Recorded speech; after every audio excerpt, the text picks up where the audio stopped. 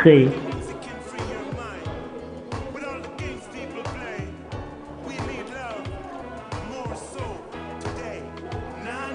L'enregistrement a été interrompu.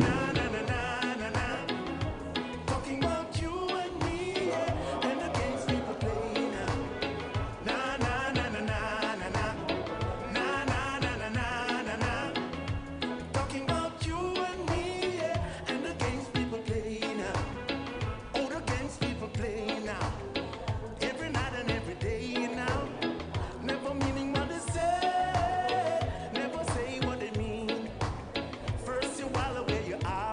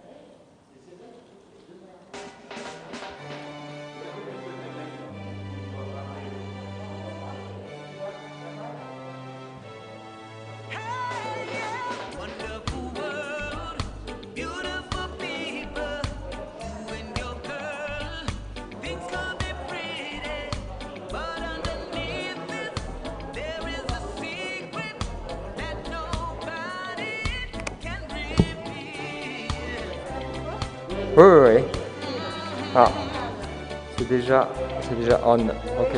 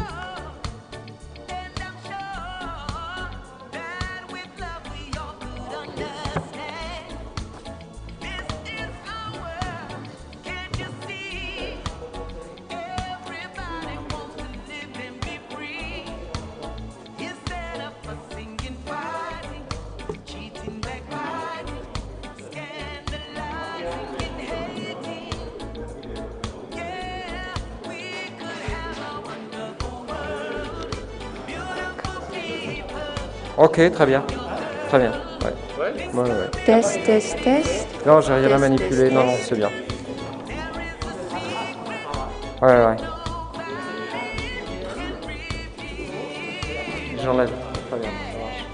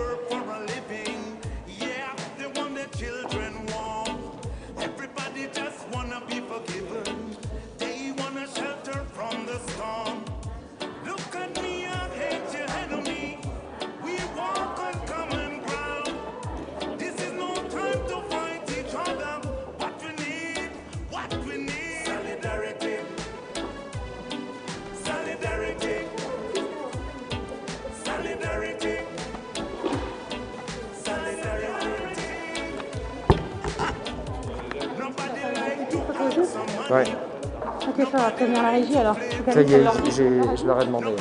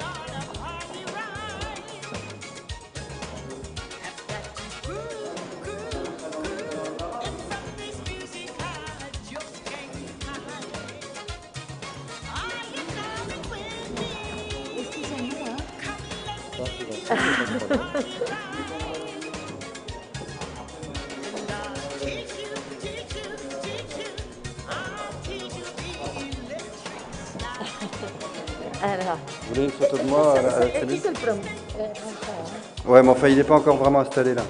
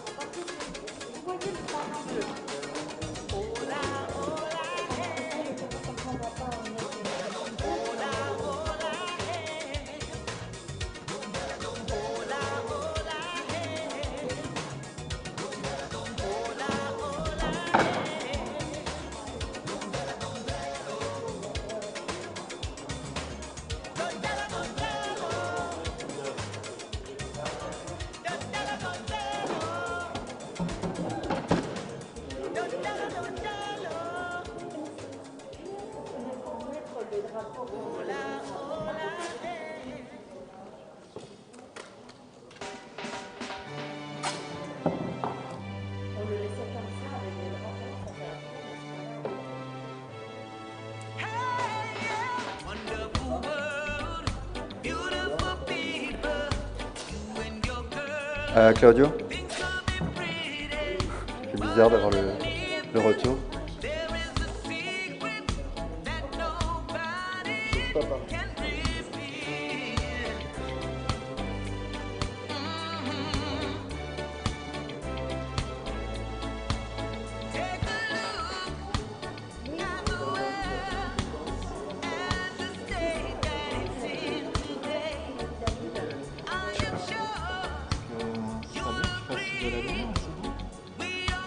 Ouais.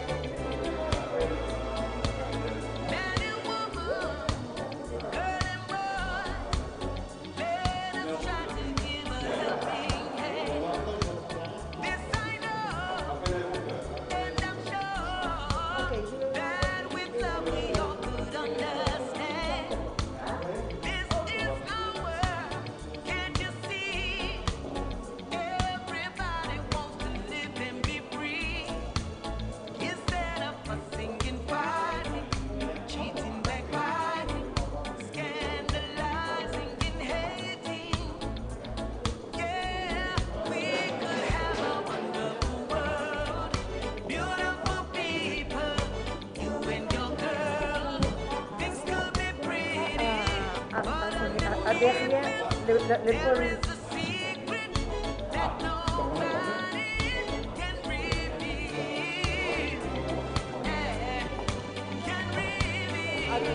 C'est à Claudio, il faut le mettre par là.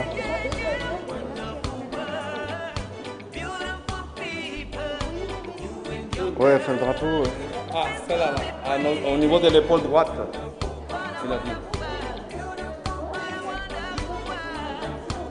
Il a dit au niveau de l'épaule droite. Oui, sauf qu'il va falloir qu'on le règle pour la vidéo, nous.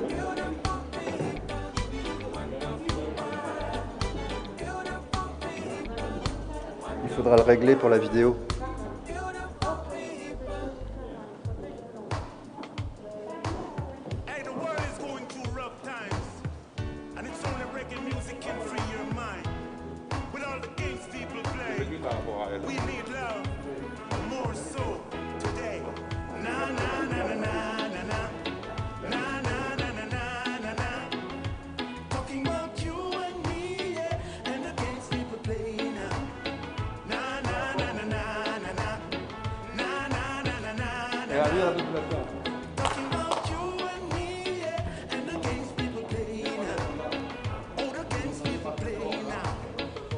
Et on a bien le logo. On est un tout petit peu plus loin que d'habitude. Hein. On est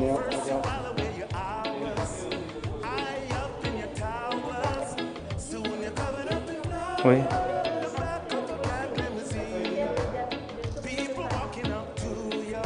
Tourner les panneaux, c'est-à-dire.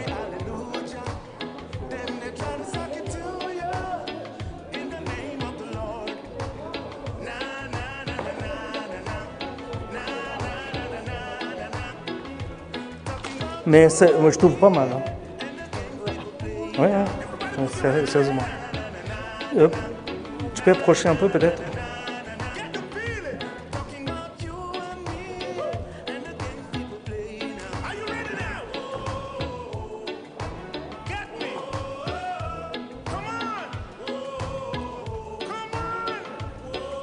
Là, c'est bon. Mais t'es dans les... Non, t'es dans l'axe, c'est bon. Il est droit. En fait, il est droit, mais c'est tous les pieds qui doivent aller vers ta droite. Tu dois glisser tout l'ensemble vers ta droite. Voilà, top. Et maintenant,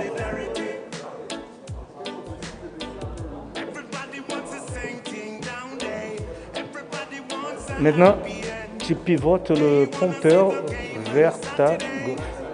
Oui.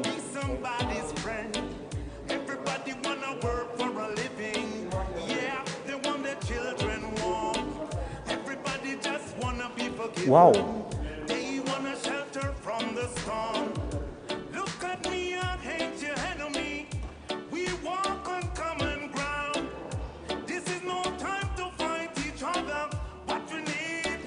Bon, c'est quoi cet éclairage?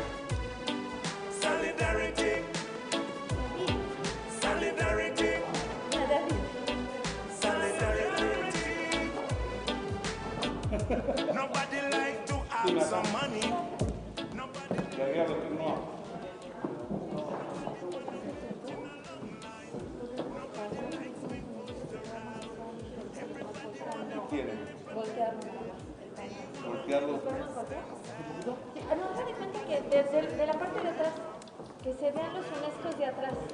¿Cómo de atrás? Ah, esta parte quiere. Sí, que si podemos intentarlo. Y ver lo que te... Voir qu'est-ce que ça donne. Yo le ayudo, no se preocupe.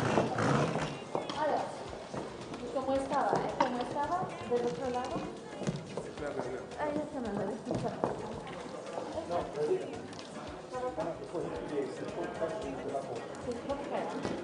Donc on ne peut pas cacher ça. ¿Se va, no? Sí, pero no se puede esconder la máquina. Que la máquina no se vea.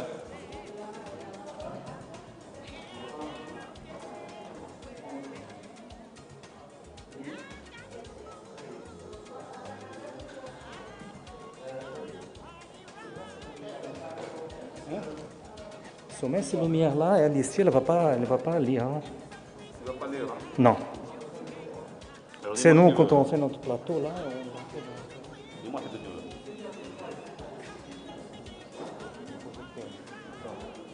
je dirais même couper. Hein.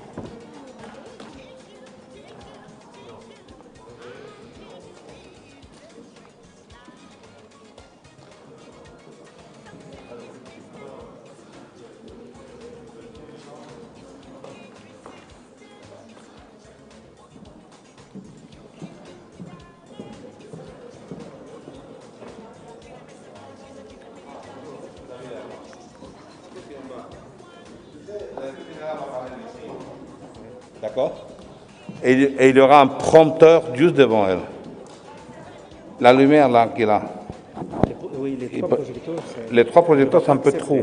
Essaye de descendre un, étendre un. Essaye d'étendre un peut-être. Regarde. C'est déjà mieux. Est-ce que Oui, c'est mieux? là, je pense que ça passe. Maintenant, je vais voir au niveau... Attends une seconde là. Est-ce que tu as cette lumière pour derrière? Attends, quitte pas, reste là. Hein. C'est bon? Claire and Disons que sont pas- il n'y a pas moyen d'éclairer par là. Est-ce qu'il y a un moyen d'allumer de l'autre côté à gauche? Il n'est pas utilisé ça. C'est réservé pour quoi là? Tu ne peux pas allumer ce côté-là de la salle. Ah, c'est réglé sur les salles là. Eh, d'accord. Non, parce qu'on voit l'ombre, tu vois ici là. On voit l'ombre. On peut les coller peut-être derrière, non? Non, c'est clair. Ils sont coupés tout simplement. On a besoin de... On peut faire un test, on peut couper le projecteur. Ah, oui, mais là on ne les voit pas. Là. Si on les met devant l'imprimante, on ne les voit pas dans les champs, sur l'angle. Comment ça? Oui, mais on ne les verra pas. Est-ce que si on les met là? Manu, est-ce que si on les met là, le drapeau? Mais... Là? Est-ce que si on met le drapeau ici, il y aura moins d'ombre? Oui. Je peux mettre le drapeau côté droit. Côté gauche. Attends, mais attends, vas-y. C'est ça. Manu. Manu. Attends, tu restes là, David. Tiens, c'est Manu. Manu.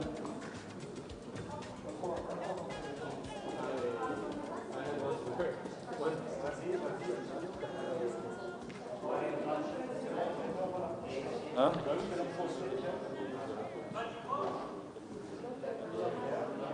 Attends. C'est bon? Attends, je vais quand même demander à Toto parce que Toto, il voulait aller à l'épaule droite. Merci, hein, c'est bon comme ça. Mais reste là, s'il te plaît. Tu vas rester là, non? Non, Merci. en même temps, ça c'est sympa parce qu'il y a les langues Suzanne. différentes. Voilà. Suzanne, Je crois que le drapeau est Toto, il voulait à droite. le drapeau est- Mais à droite, il y a une ombre. Je vois. Alors, à gauche, il n'y a pas l'ombre. Je pense qu'il va falloir le mettre à droite. Mais il y aura l'ombre. Alors je vais dire. Dis à Toto, dis à Toto. Oh là là, je vous laisse faire vos choses. Test son, on fait un test son. Oui, ça c'est pas, non, Test, c'est pas mal. test. Il y a l'UNESCO énorme. Allô, allô. Test. Test. Son. Il n'y a pas d'ombre, Manu, sur le visage? D'ombre sur le visage trop forte? Monsieur de personne qui s'occupe de la planète derrière, il voit qu'il met le drapeau à droite, il y a un nombre derrière. Il demande si c'est possible de mettre le drapeau. On les met à gauche, son épaule gauche. C'est très en douche.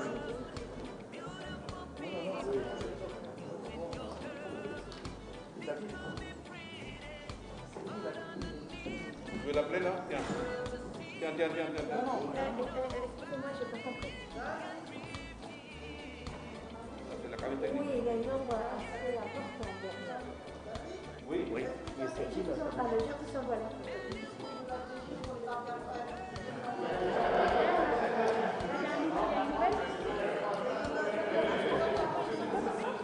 C'est pour Toto. Il va adorer. Il va adorer. Oh, il me dit, ça va être... De toute manière, on voit l'ombre. On va le voir, alors. Elle en voit beaucoup moins.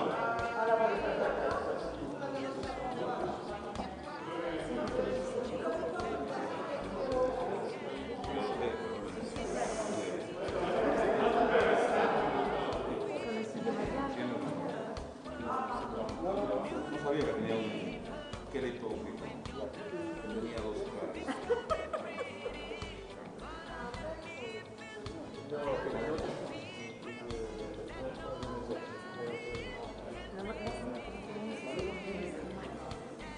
Ah, là, c'est très gênant, ça.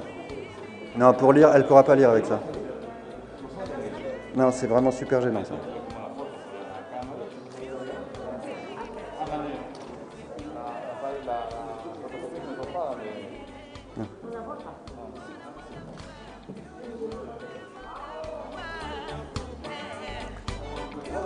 Cette face, c'est trop fort, hein. C'est très gênant. On peut pas couper ça? Ah, c'est très très gênant. C'est vraiment très très gênant. Elle pourra pas lire là. Regarde. On va piquer une crise. Voilà. Ouais, on coupe complètement ça.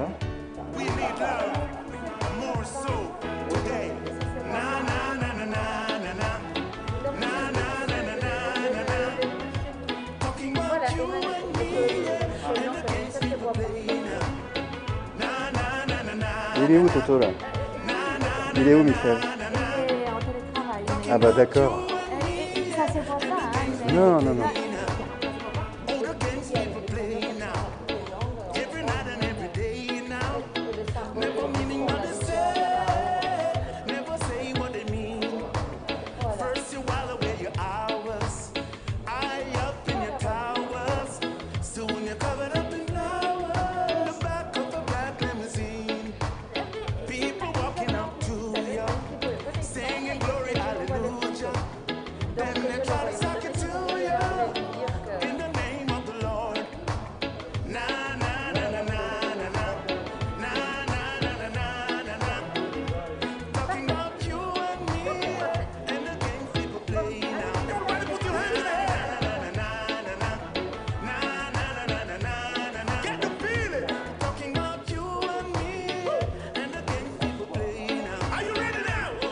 Ouais, mais Christelle.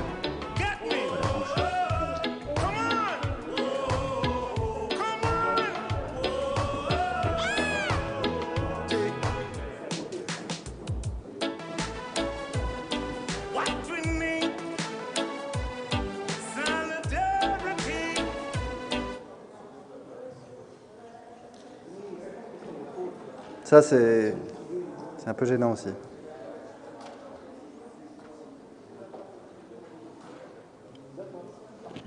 Ernesto, tienes mis buenos días.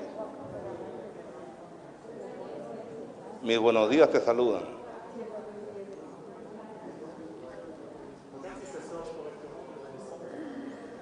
Ah, attends, Claudio, tu peux regarder le casque? Écoute dans le casque, sinon. Là, je veux que c'est module bien. Ouais, mais Il y a pas voir. tu te mets là? Ouais. C'est module bien, non? Check, check, check. Et 1, 2, 3, 4, 5, 6. Check in, check, check, check. Check, check. 1, 2, 3, 4, 5, 6, 7, 8. Check, check. Très faible quand même. Monte chez toi. Check. Mais là, j'ai sorti séparé. Je peux monter. Check, check, check. Bonjour, bonjour. Brazil is here.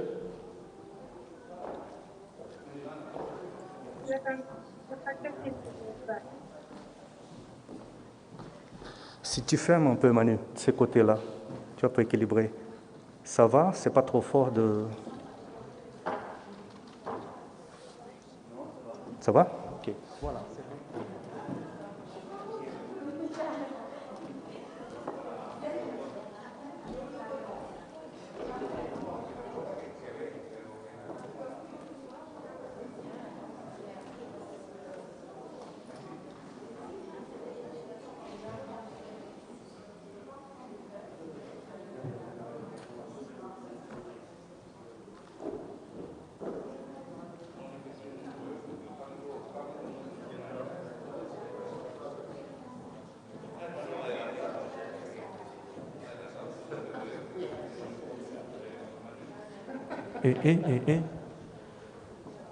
Et check, check, check, check, check, check.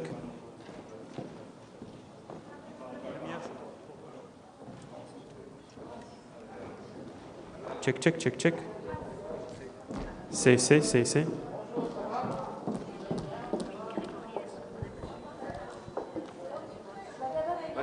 Manu, est-ce que c'est bon les sons maintenant? On peut tester les micros chez vous? Quelque chose comme ça? Comment on le fait? Claudio, t'as pas bougé? Hey. T'as pas bougé, non? C'est bon? C'est bon pour toi, Claudio? Ahí quedó, creo. Touche plus. C'est bon là? Merci beaucoup.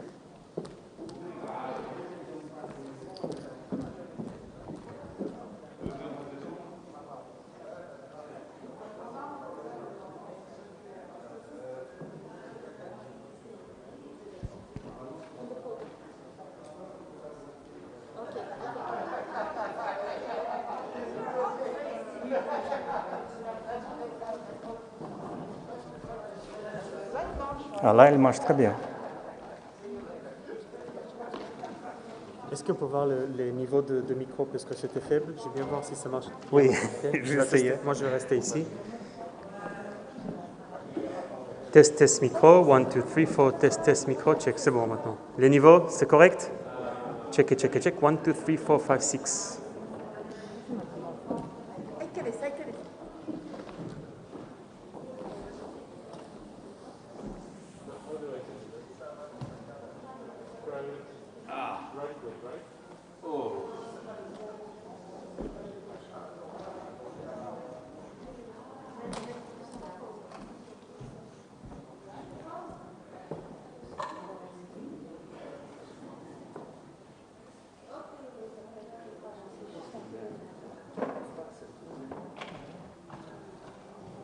Bah, j'étais vraiment au début de zéro. Ah oui, ça, de toute façon, c'est... Voilà, ça c'est...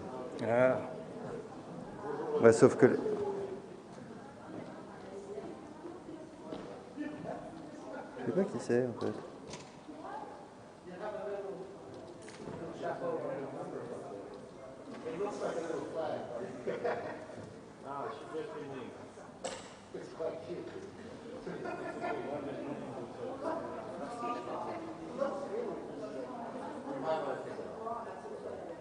Et ça, c'est fort. Hein. C'est très fort. C'est pas gênant. Tu peux le lire. Ah oui, oui, non, pour lire, c'est pas gênant du tout.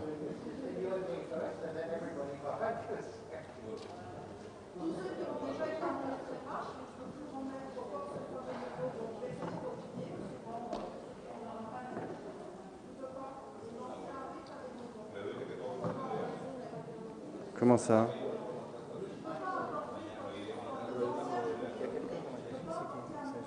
Je sais pas. Bah, Julien, c'est au son, hein. Tu parles de l'image, là. Non, ils sont tous en régie image. Non, non, non.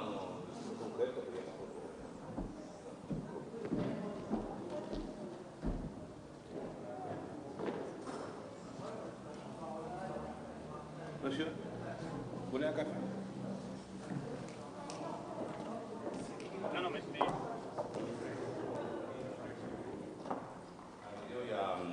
il y a Julien Haidt. Julien Haidt. Aujourd'hui. Julien Haidt. Ok. Et il y a aussi le gars qui passait, Alexandre. Alexandre Tissier. Tu l'as, Alexandre Tissier? Non, appuie sur le... Ah merde. Tu l'as, Tissier? Tiene un problema con el...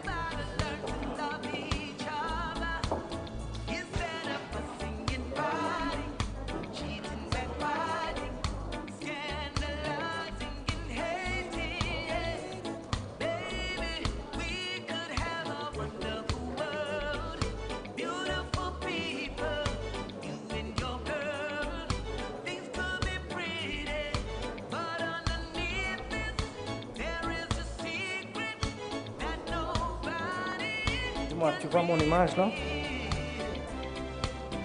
Est-ce que la lumière qui vient le côté droit de la face est trop forte par rapport par exemple?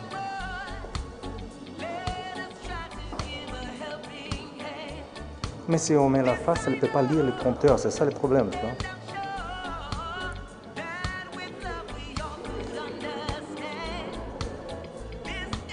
Oui, je sais, mais c'est que...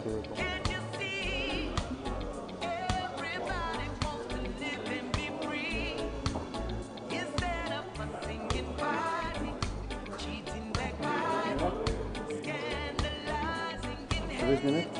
Tu veux que je m'y mette?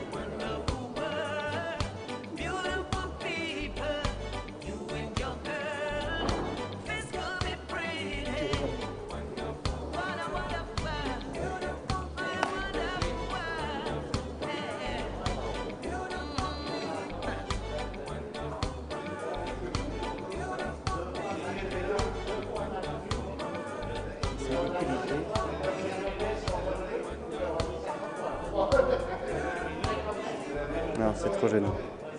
C'est pas possible.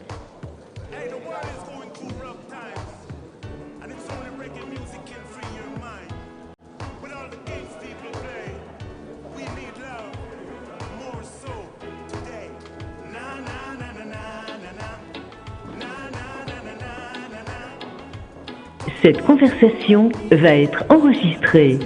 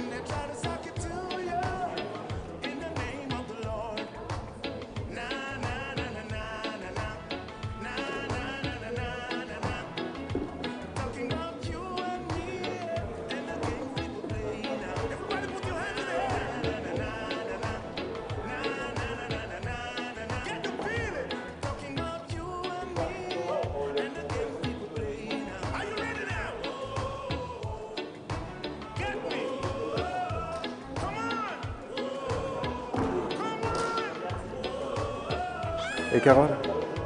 Carole? Pour le son, pendant le truc, tu devrais mettre le casque.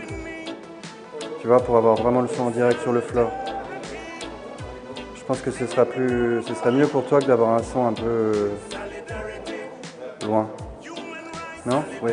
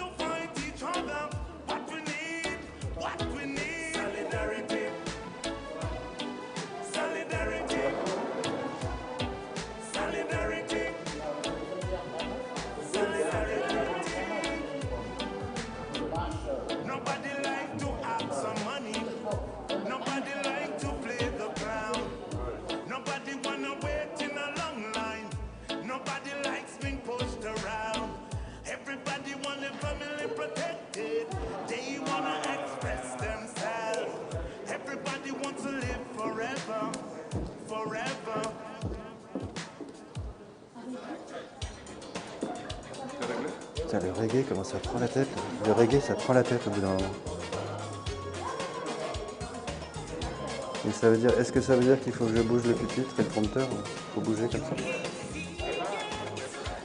Ophir, c'est possible d'enlever la musique? On s'entend pas parler là. Attends un peu. Tu m'as demandé de tourner parce que... D'accord. J'ai pas de texte, mais a priori c'est bon.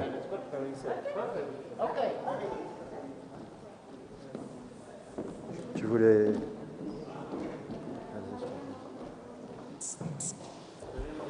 Mais je devrais peut-être me laver les mains alors.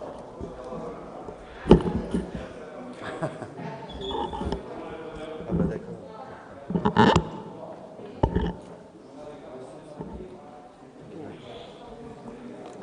Ça va.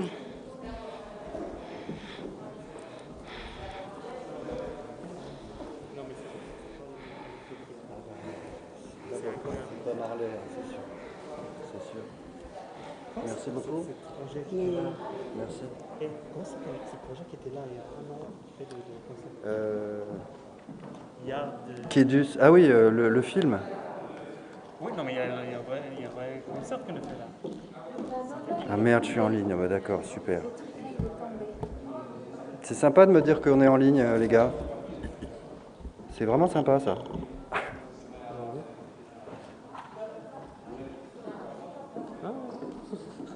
Non mais pourquoi on est déjà en ligne? C'est sympa de prévenir quand même, je trouve.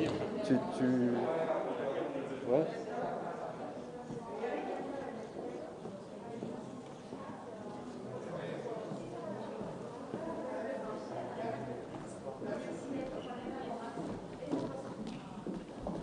Esta cosa estaba ya...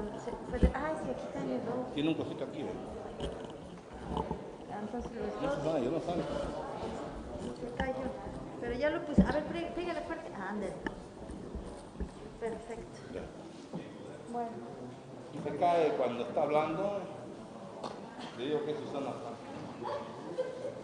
Que lo pegó con pegamento mexicano.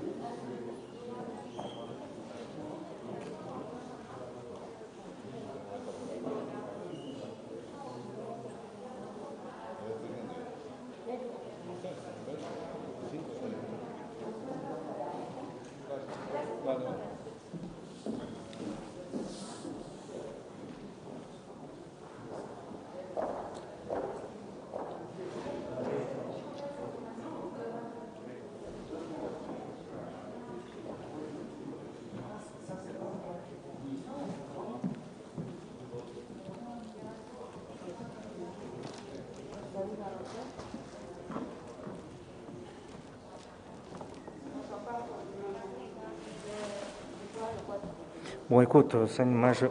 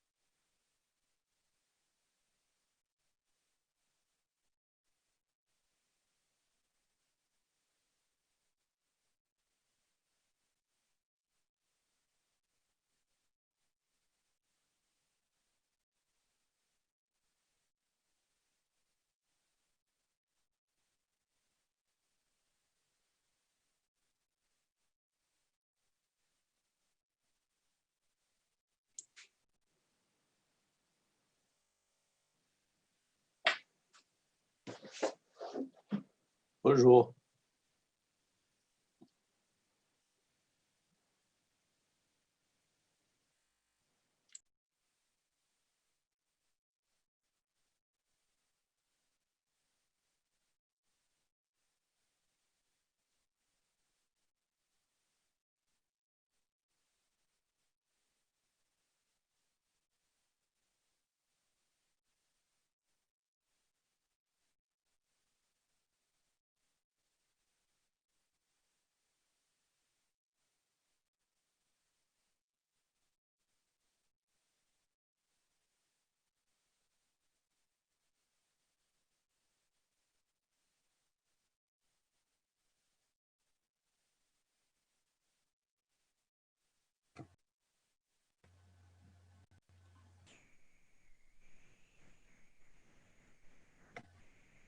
Ja, ich bin jetzt irgendwas drin. Also für Stummschaltung. Hallo? Allô? Einen kleinen Laptop. Ja, allô, allô? Allô, Vous allô? m'écoutez? On a encore des petits problèmes. We have still a few little problems. Can you มันยังไม่ต้อง change? พูดเราไม่ได้เป็นกรรมการ Are you the technical person? No, I'm Brazil. You are from Brazil. อ่า Hello. เฉพาะกรรมการ Really? เราไม่ได้เป็นกรรมการไงเราสมัครแล้วของตูน And from Thailand. Ja, I see Togo. Yes Thailand Yes observer Ja, bis Alexander Wolf, ja. Ja, ich bin drin jetzt jedenfalls. When is it going to start? Aha. จะเริ่มเมื่อไหร่รอมานานแล้ว Okay. Machen wir die Kamera jetzt an. รู้เปิดดังๆเลย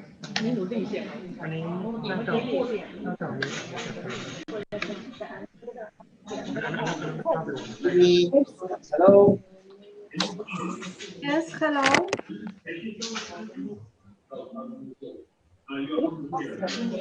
After this, that will be goes out study.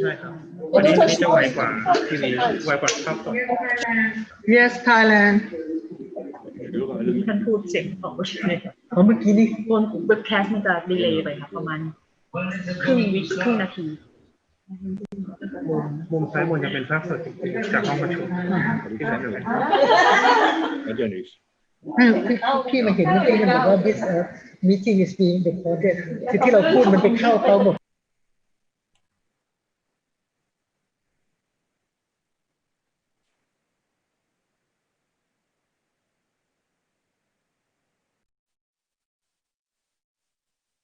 看见吗？看得见。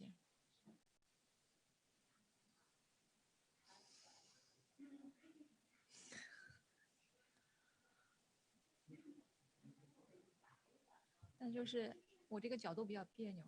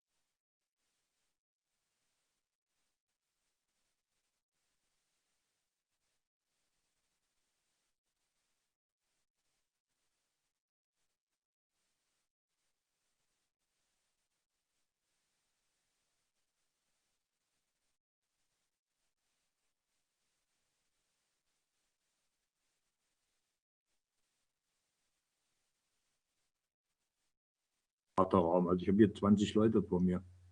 Schweden, Finnland, Irak, Iran, Tschechoslowakei. Und jetzt ist auch die Stummschaltung weg.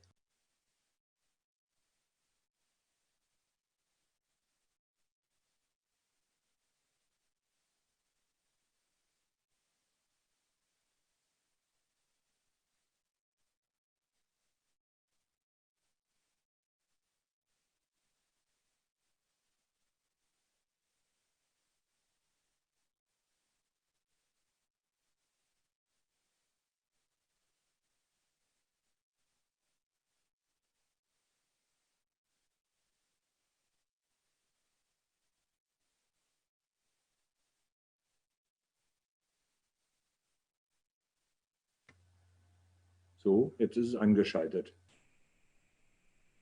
Jetzt ist Audio stumm.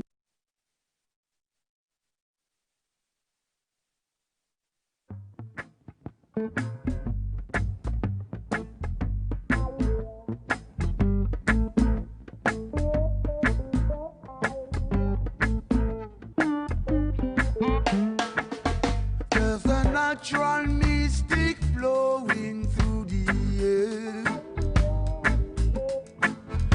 If you listen carefully now, you will hear. This could be the first trumpet, might as well be the last.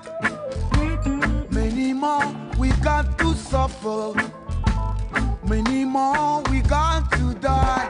Don't ask me what. Things are not the way they used to be. One and all we got to face reality.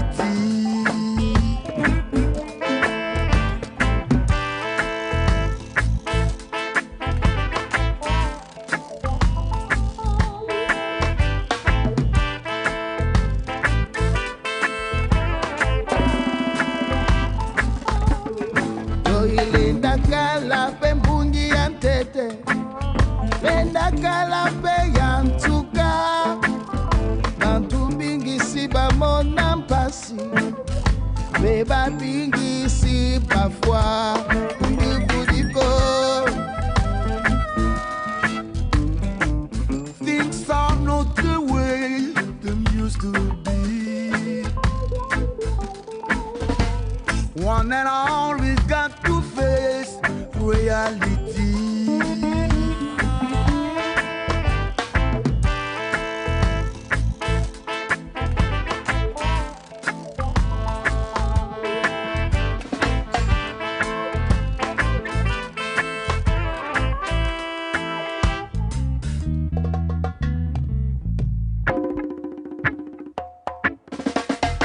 Hold on, just a little bit longer.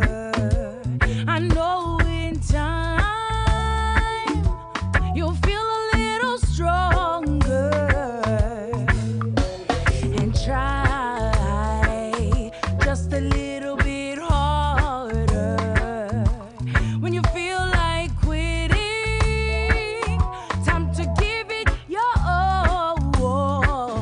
Just a little bit loud, just a little bit louder. Who cares if they think that there's something funny about you?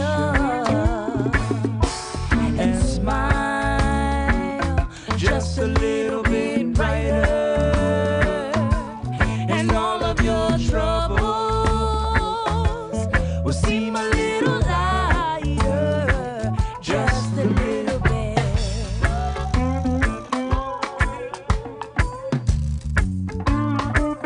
Just a little bit.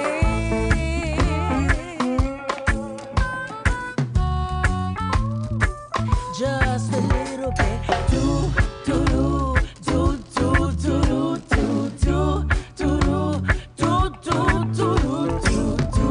do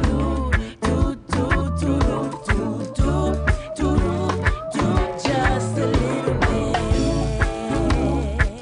just a little bit, just a little bit. Do you feel a little freer? Just a little bit.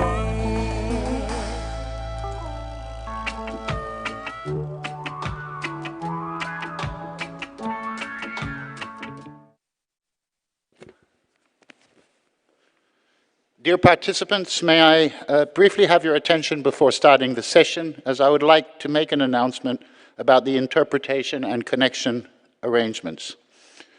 As usual, the debates will be interpreted in English and French, which are the working languages of the committee, and in addition, we will have interpretation in Spanish for the entire duration of the session, thanks to the generous support of the Kingdom of Spain. At the bottom of your screen, you will find the button to select the interpretation language. This is an online meeting that is operated through the Zoom platform, and in order to take the floor, you will need to be connected to the session using an active meeting link. As communicated by the electronic circular letter that the Secretariat sent on the 5th of December, each state party is guaranteed one active connection, with committee members receiving 2. In addition, submitting states that have nomination files examined under item 8 may each receive an additional active connection. Additional connections may be provided upon request and depending on availability.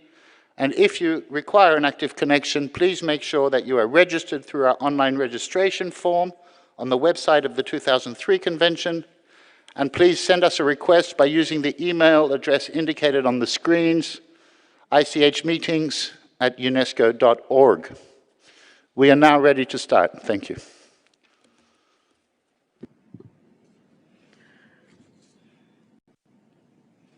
Ms. Audrey Uzele, Director General of UNESCO, committee members, excellencies, ladies and gentlemen, it is my greatest pleasure to welcome you to the 15th session of the Intergovernmental Committee for the Safeguarding of Intangible Cultural Heritage.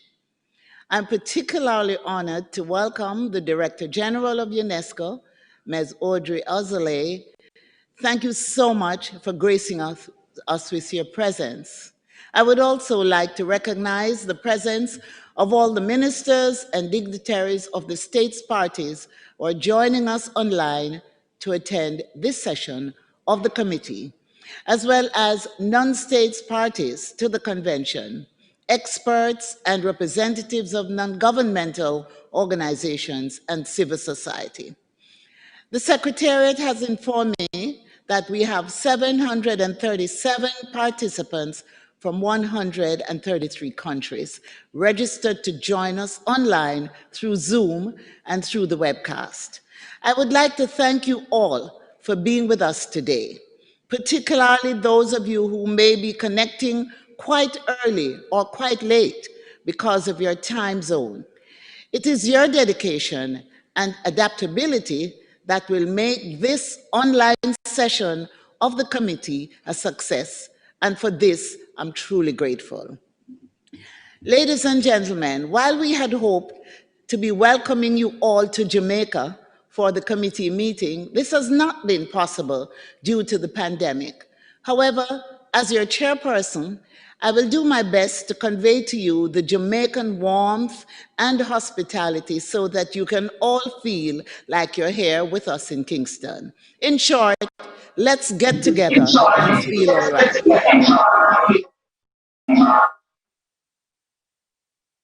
And in that regard, we have organized a special treat for you, Reggae Greetings from Jamaica, featuring some of our international reggae ambassadors.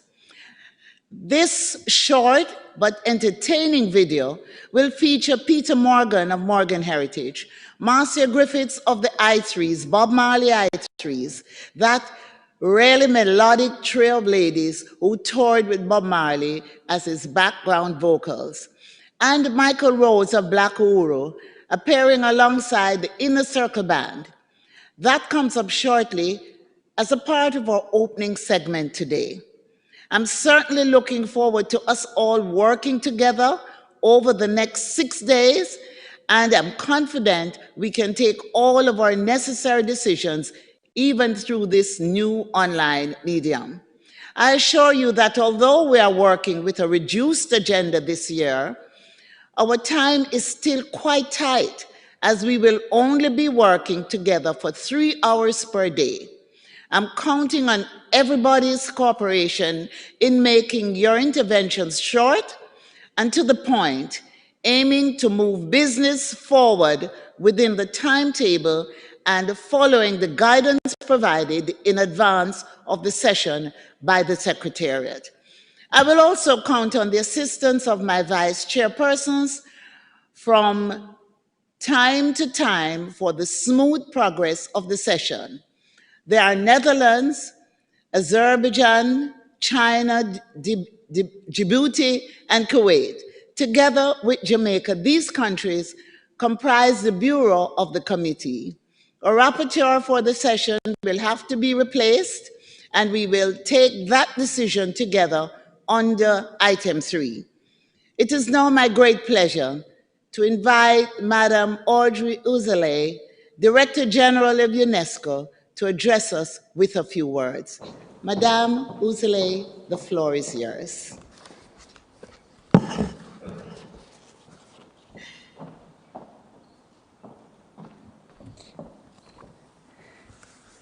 Chère Madame la Ministre de la Culture, du Genre, du Divertissement et du Sport de la Jamaïque, chère Olivia Grangi, Madame la Présidente de la 15e session du Comité pour la sauvegarde du patrimoine immatériel, Mesdames et Messieurs les ministres, Excellences, chers amis. Nous nous retrouvons à la fin d'une année 2020 exceptionnelle à bien des égards. Une année qui a plongé l'ensemble de nos sociétés dans une crise profonde et qui a affecté durement la culture, le patrimoine, le spectacle vivant, tout le secteur de la création autre que sur les écrans numériques. Cette crise nous a contraints à changer nos habitudes et nos manières d'être ensemble, et c'est ainsi que pour la première fois, notre comité se tient en ligne. Je voudrais commencer par remercier le gouvernement de la Jamaïque et vous-même, Madame la Ministre, pour votre capacité d'adaptation et d'organisation. Et je voudrais aussi remercier le secrétariat de la Convention qui a permis ces méthodes de travail nouvelles. Cela permet une continuité remarquable de nos travaux, même si nous regrettons tous, Madame la Ministre, de ne pas être à vos côtés en Jamaïque. Les sons de la musique que nous entendons nous le font regretter encore plus, mais je voudrais vous dire que grâce à votre hospitalité, grâce à votre sens de la convivialité, nous arrivons à aller au-delà de la distance physique, de nous sentir ensemble et de nous sentir bien. Je voudrais aussi saluer ici les nouveaux États qui ont rejoint la Convention, l'Angola et la Somalie. Pour ces deux pays, c'est une marque de plus vers le chemin de la paix et vers l'édification d'un socle normatif fondé sur la culture, l'éducation, la transmission, sur nos valeurs, dans des pays qui ont bien trop connu les conflits. Avec désormais 180 États partis, c'est l'universalité de l'engagement pour le patrimoine immatériel qui progresse.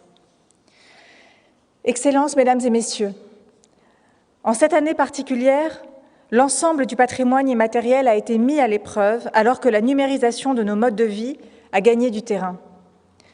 Des festivals, des cérémonies séculaires ont été annulées, comme par exemple le festival de Gion à Kyoto, au Japon. Des traditions d'artisanat ont été menacées dans leur viabilité économique, comme par exemple au Botswana, où les potiers dont les savoir-faire sont inscrits sur la liste du patrimoine immatériel ne pouvaient plus vendre leurs créations sur les marchés. La transmission aussi des savoir-faire a été fragilisée, par exemple en Italie, à Crémone, où les fameux luthiers ont été privés de leurs ateliers et les apprentis n'ont pas pu apprendre de leurs maîtres. Vous le savez, dans cette situation exceptionnelle, depuis le début de cette année, l'UNESCO a été à vos côtés et s'est mobilisée. Elle s'est mobilisée, par exemple, en organisant certains grands événements en ligne, comme le concert mondial pour la Journée internationale du jazz, qui a réuni plus de 300 000 personnes, mais en ligne. Nous nous sommes mobilisés sur la substance, sur le fond, en lançant par exemple le mouvement Resiliart pour penser collectivement la sortie de la crise, avec aujourd'hui plus de 220 débats dans plus de 75 pays qui ont permis de faire entendre la voix des artistes, des praticiens, des artisans, aux côtés des institutions. Leurs messages ont nourri notre publication « La culture en crise », qui dit la centralité du patrimoine dans nos sociétés et la nécessité de le soutenir pour construire un monde de demain où la diversité ne soit pas amoindrie. Car le patrimoine immatériel est une ressource précieuse pour répondre aux enjeux contemporains. Et c'est la philosophie, ce sont les valeurs mêmes de notre Convention, celle qui fait de ces gestes, de ces festivals, de ces rituels, non pas les mémoires évanescences d'un passé révolu dont on serait nostalgique, mais bien un patrimoine vivant qui peut nous aider à répondre aux défis d'aujourd'hui et de demain. Excellencies, ladies and gentlemen, Jamaica, which is welcoming the committee this year, knows this very well. Our work together in the recent years has focused in particular on reaffirming the social dimension of urban living heritage. It was this commitment that led to the inscription of the maroon heritage of Moortown and the reggae music of Jamaica on the Intangible Cultural Heritage List. Because the songs of Bob Marley and Dennis Brown in the music that Jamaica has gifted to the world, in this music we hear the message of intangible heritage, a message of diversity, a message of freedom, a message of emancipation. A message of diversity, because reggae embodies harmony, borrowing rhythms from the Caribbean, swing from North America, beats from the Song of Africa, Nyambingi Order, a religious movement spanning Congo, Kenya, and Uganda, which inspired some of the greatest artists, including Jimmy Cliff, among others. A message of freedom, a message of emancipation also, because reggae, along with jazz, played a very important role in bringing South Africans together to defeat apartheid. Intangible heritage is indeed a powerful way of healing the wounds in our societies. This is true for tears in the social fabric. It is also true concerning the fracture between humanity and nature. For example, by preserving traditional knowledge such as Suri Yajek, the observation of the sun by the Kalasha people of Pakistan, we preserve detailed knowledge of our environment, which could help us rebuild this broken relationship that we have with the living world. Intangible heritage is also a resource that can be used to rise above political disputes, acknowledging the deep ties between people, as in the case of the joint inscription by the two Koris of Shirum, for instance. I am delighted to see this spirit of dialogue reflected in the committee. This can be seen in its decision-making processes, which have been overhauled to make them more fairer, more inclusive, and more open. And I know how committed you all are to continuing these efforts to achieve even more openness and fairness. Making this unity reality is an essential prerequisite for facing the challenges of the future, which will be the focus of this very session. Excellencies, ladies and gentlemen, by looking ahead, we're considering heritage from the perspective of transmission and education. Because respecting heritage is not only about protecting it now, it is also about making it known to future generations. This means ensuring that young people can appropriate heritage, take pride in it, and renew it.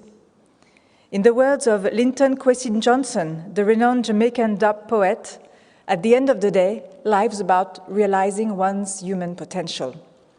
I therefore thank you for ensuring that humanity's treasure live on, and I wish you very fruitful discussions in this committee. Thank you very much.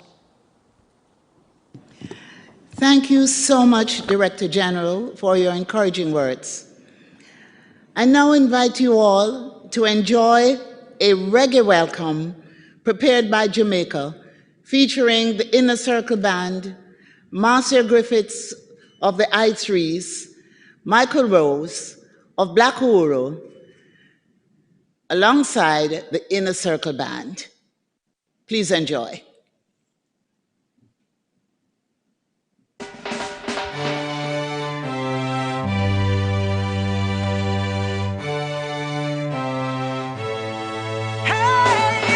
Wonderful world, beautiful people, you and your girl, things could be pretty, but underneath this, there is a secret that nobody can reveal.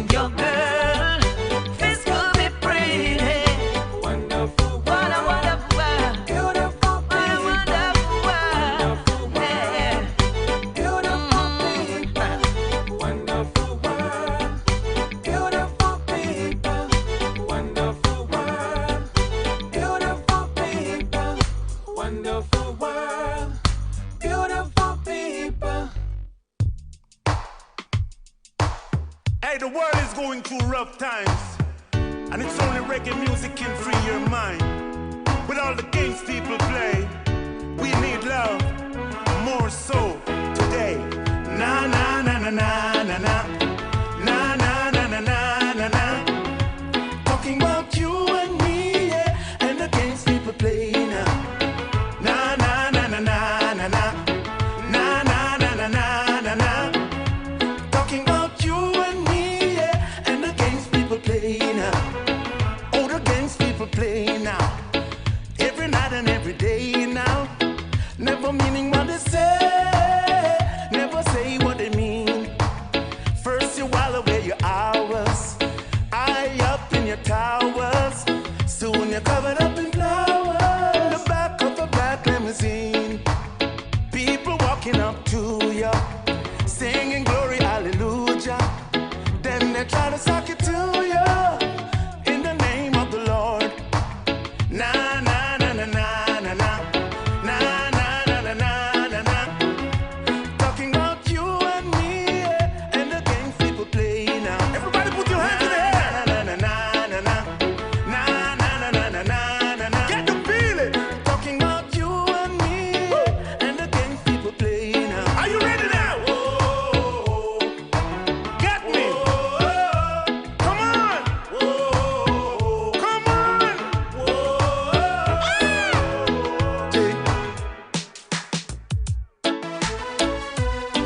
What we need,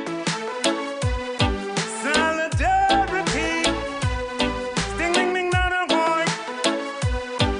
Solidarity, human rights. Solidarity, brothers and sisters unite. Solidarity, love, love, love. Solidarity. Everybody wants the same thing down there. Everybody wants a happy end. They wanna see the game on Saturday. They wanna be somebody's friend. Everybody wanna work for a living. Yeah, they want their children warm. Everybody just wanna be forgiven. They wanna shelter from the storm. Look at me and hate your enemy. We walk on common ground. This is no time to fight each other. What we need, what we need. Solidarity. Solidarity. Solidarity. Solidarity. Nobody like to ask some money. Nobody like to play the clown. Nobody wanna wait in a long line. Nobody likes being pushed around. Everybody want their family protected. They wanna express themselves. Everybody wants to live forever, forever. It's electric.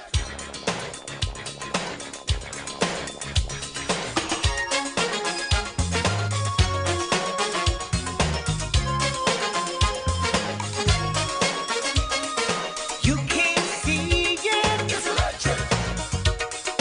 You gotta feel it. It's electric. Ooh, it's shocking. It's electric. Taking a Mr. Kelly with the pop electric melody. She's moving like electric. She's so got the boogie. You gotta know it. It's electric. Boogie, boogie, boogie. That you can't hold it. It's electric. Boogie, boogie, boogie. But you know it's there. Here, there, and everywhere. I got to move.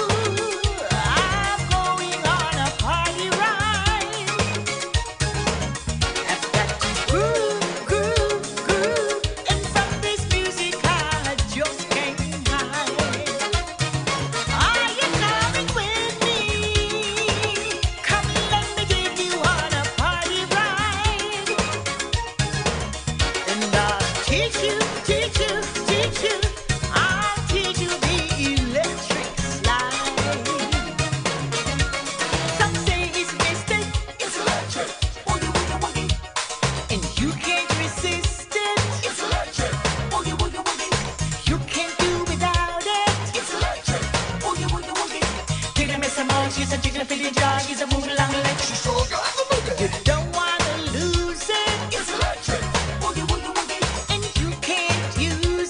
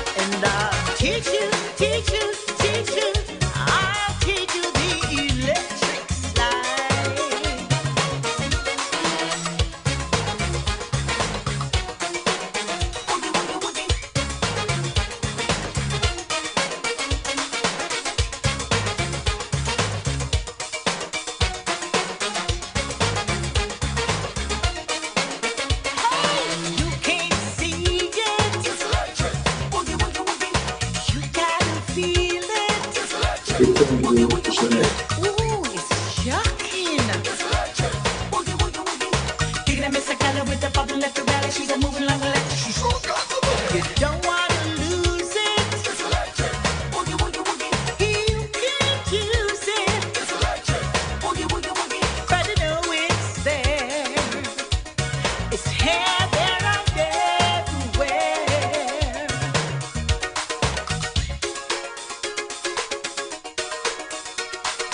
Hola, hola, hey. Hola, hola, hey. Hola, hola, hey.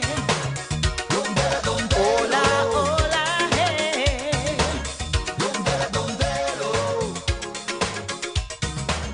Dondela, dondelo.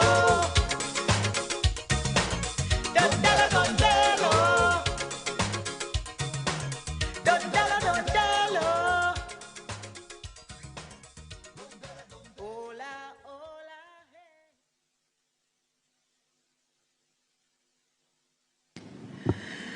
I hope that you enjoyed that inspiring performance, reggae music at its very best.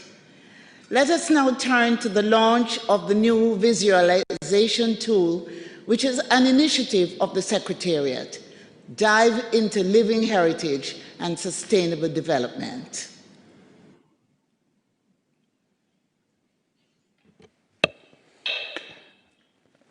Madame la ministre, présidente du chairperson, mesdames et messieurs les délégués, les ambassadeurs, c'est un plaisir de se retrouver une fois de plus, même si c'est à la distance. Il y a 2 ans, sur l'île Maurice, nous avons présenté un nouvel outil très novateur qui s'appelle Plonger dans le patrimoine vivant ou Dive into Living Heritage. Une constellation immense. Il montre tout à la fois la diversité des pratiques culturelles que ce comité inscrit sur les listes de conventions de 2003 et leur interconnexion.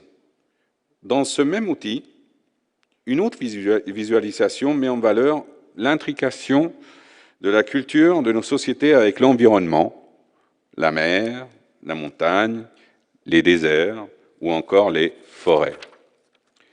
Une autre encore montre d'une manière très synthétique un élément essentiel de cette convention, les menaces qui pèsent sur le patrimoine vivant. Nous avons souhaité y ajouter une nouvelle dimension incontournable dans le monde d'aujourd'hui, le développement durable, les ODD. L'humanité fait face à des défis considérables pour assurer sa survie. D'une manière si cruelle, la crise de la Covid-19 nous le rappelle chaque jour, depuis près d'1 an déjà. Quel rapport y a-t-il entre la musique, la poésie, la danse ou le futur de l'humanité sur Terre? Comment peut-on expliquer, voire même démontrer l'articulation entre le patrimoine vivant et le développement durable? Ces questions sont cruciales pour la Convention de 2003, et même bien au-delà. Nous avons tenté d'y répondre par l'élaboration d'un nouvel univers virtuel, que je crois n'a pas fini de vous surprendre. Si vous me permettez, je vais demander maintenant à mon collègue, Hugues Sicard, de vous guider pour une brève plongée dans le patrimoine vivant et le développement durable.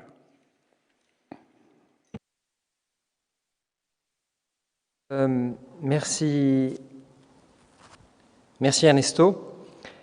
Alors, pour répondre à cette question complexe du lien entre le patrimoine vivant et le développement durable, nous sommes partis des 17 objectifs de développement durable établis dans le cadre de l'agenda 2030 que vous connaissez tous.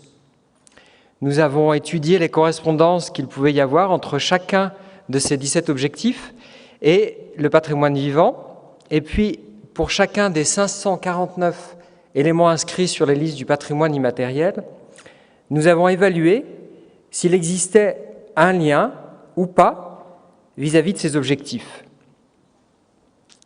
Et c'est grâce à cette approche systématique que nous avons pu dessiner le panorama que vous avez maintenant sous les yeux. en parcourant chacun des objectifs de développement durable, du premier pas de pauvreté au 17e partenariat pour la réalisation des objectifs, en passant par la santé, l'éducation et tous les objectifs liés à l'environnement, vous pouvez visualiser un faisceau de liens vers des éléments qui sont situés au centre.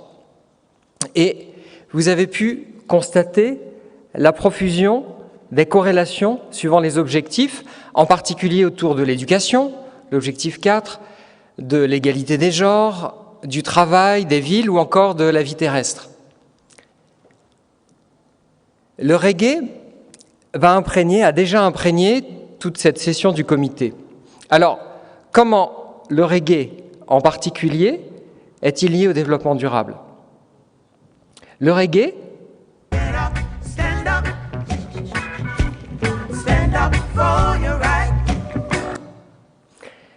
reggae est né au sein de groupes marginalisés qui se battaient pour plus de justice, plus de liberté, exactement comme ce qu'on vient d'entendre. Le reggae, c'est donc la lutte contre les inégalités, c'est-à-dire l'objectif 10. C'est aussi la paix, la justice, l'objectif 16, l'égalité des genres, car les femmes ont toute leur place dans la pratique de cette musique. Donc, l'objectif 5, ou encore un appel très fort à s'unir et à construire une humanité durable tous ensemble, et c'est ça l'objectif 17. Alors, je tiens à préciser que ce n'est pas seulement en écoutant du reggae qu'on a fait ce travail, et pour cet élément, comme pour tous les autres, nous nous sommes référés aux informations fournies dans les dossiers de candidature. Et nous avons trouvé 63 éléments avec le reggae qui contribuent d'une façon ou d'une autre à la réduction des inégalités dans tous les domaines du patrimoine culturel immatériel et de toutes les régions du monde. Et parmi eux, il y a la poésie chantée al-Zajal. Dans les familles, au Liban, les hommes et les femmes se lancent dans des joutes verbales poétiques sur la beauté de leur pays, sur la tolérance et sur tout un tas d'autres sujets. Et vous avez peut-être remarqué qu'en plus des liens vers les objectifs de développement durable, il y a des liens vers une dizaine de concepts qui caractérisent cet élément. La famille, la résolution de conflits et bien sûr la poésie. Alors, pour la poésie, si on fait un focus sur ce concept, on voit qu'il est entouré de tout un tas de couleurs, et ces couleurs indiquent à quel point, par le truchement des éléments, ce concept qui est si emblématique de la culture est lié aux objectifs de développement durable. Et ici, pour la poésie, toute la partie bleu clair, c'est l'objectif 16, c'est la couleur de l'objectif 16, et en fait, en un mot, c'est la paix. Donc, au travers des éléments, on peut déduire une chaîne de relations entre la poésie et le développement durable. Donc voilà, ça c'est le panorama général que fournit cet outil, mais il nous a aussi semblé très important, pour chaque objectif de développement durable, de présenter un éventail de données spécifiques qui permettent de voir plus en détail la résonance qu'il peut y avoir entre le patrimoine vivant et un objectif en particulier. Si on prend par exemple pour la santé, vous pouvez ouvrir cet espace et retrouver une courte introduction et une liste de tous les éléments liés, plus ou moins fortement à cet objectif. Vous pouvez retrouver aussi toute une série d'études de cas qui sont liées à la santé, qui sont issues du matériel de renforcement des capacités. Et vous savez que depuis des années, on travaille sur une accumulation de matériel et on a cherché à regrouper ces informations et à les mettre aussi disponibles ici, au-delà des éléments. On a aussi intégré des références bibliographiques qui concernent cet objectif, et ces références sont issues d'une bibliographie qui est disponible sur notre site et qui répertorie les recherches scientifiques concernant la mise en œuvre de la Convention et à laquelle des contributions d'ailleurs peuvent être ajoutées. On a même dédié une visualisation à chacun de ces objectifs. On y retrouve toutes les données que je viens de mentionner, les études de cas matérialisées par les hexagones, les étoiles qui symbolisent des publications. Et il y a aussi 4 éléments qu'on a mis en exergue qui sont emblématiques pour nous du lien entre le patrimoine vivant et la santé. Et pour chacun, on a expliqué, par exemple pour le yoga, exactement quels étaient tous les éléments qui rejoignent le yoga, qui font que le yoga est en complète résonance avec cet objectif. Donc ces compilations de données, nous les avons faites pour que chacun puisse trouver dans ces interfaces les ressources lui permettant de se faire l'avocat de la sauvegarde du patrimoine vivant. Toutes ces interfaces, elles sont déjà disponibles pour vous. Et si vous ne savez pas par où commencer, vous pouvez vous laisser faire. Il y a un petit bouton sur la gauche, et quand vous cliquez sur Play, en fait, ça déclenche une navigation automatique dans l'ensemble de cette constellation, de cet univers. Et de lien en lien, vous allez, d'une manière aléatoire, pouvoir constater tous ces éléments. Merci Ernesto. Je te laisse conclure sur l'avenir qui sera réservé à cet outil.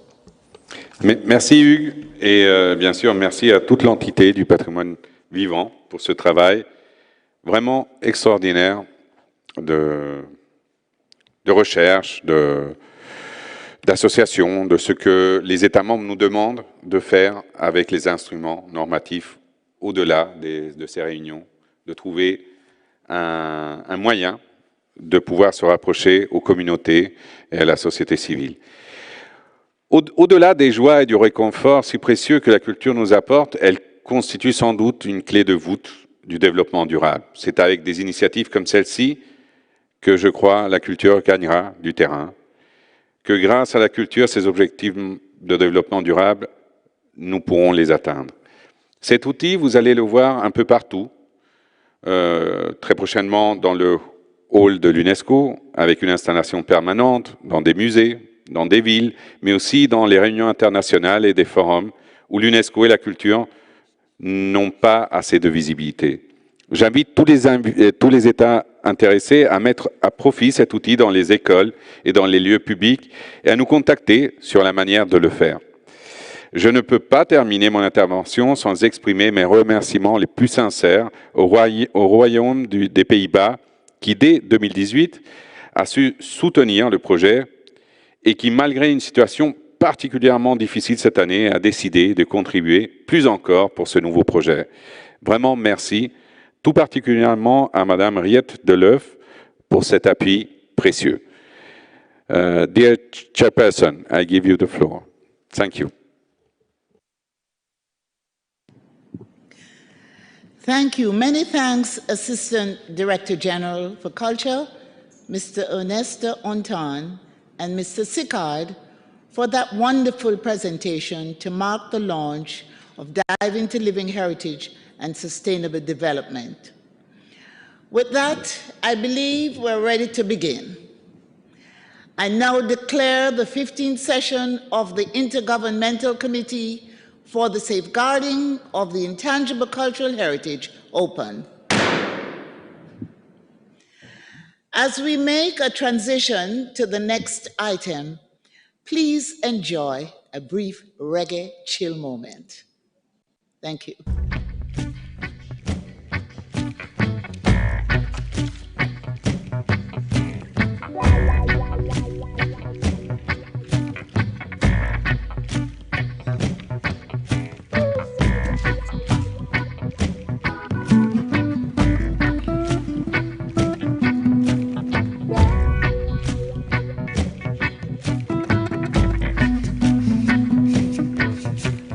Get up, stand up.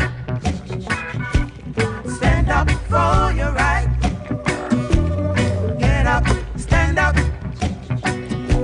So don't give up the fight.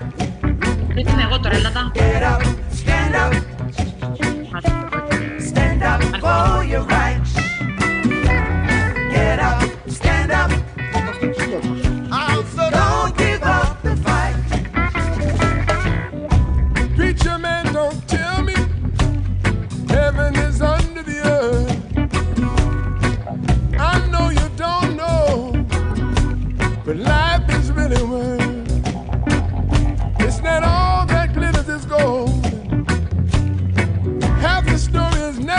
show. So now you see the light. Stand up for your rights. Come on, y'all. Get up, stand up. Stand up for your rights. Get up, stand up, y'all. Don't give up the fight. Yeah. Get up, stand up. Stand up for your rights. Get up, stand up. Don't give up the fight. Well, most people think that great God will come from the sky and take away everything and make everybody feel high. But if you know what your life is worth, you would look for yours on earth. So know you see the light. I'm begging you to stand up for your rights. For yours, get up, stand up. I beg you, yeah, stand up for your rights. Come on, say, get up, stand up. No, no, don't give up the fight. I beg you, yeah, get up, stand up. Come on, stand up for your rights. Yeah, yeah, yeah, get up, stand up. Don't give up the fight. We're sick and tired of your ism, schism, games, dying and go to heaven in Jesus' name, Lord. We know where we understand. My God is the living man. You can fool some people sometimes, but you can't fool all the people all the time. Say, now you see the light. What you gonna do? Stand up for your rights. Oh yeah. Get up, stand up. Stand up for your rights. You got to get up, Stand up.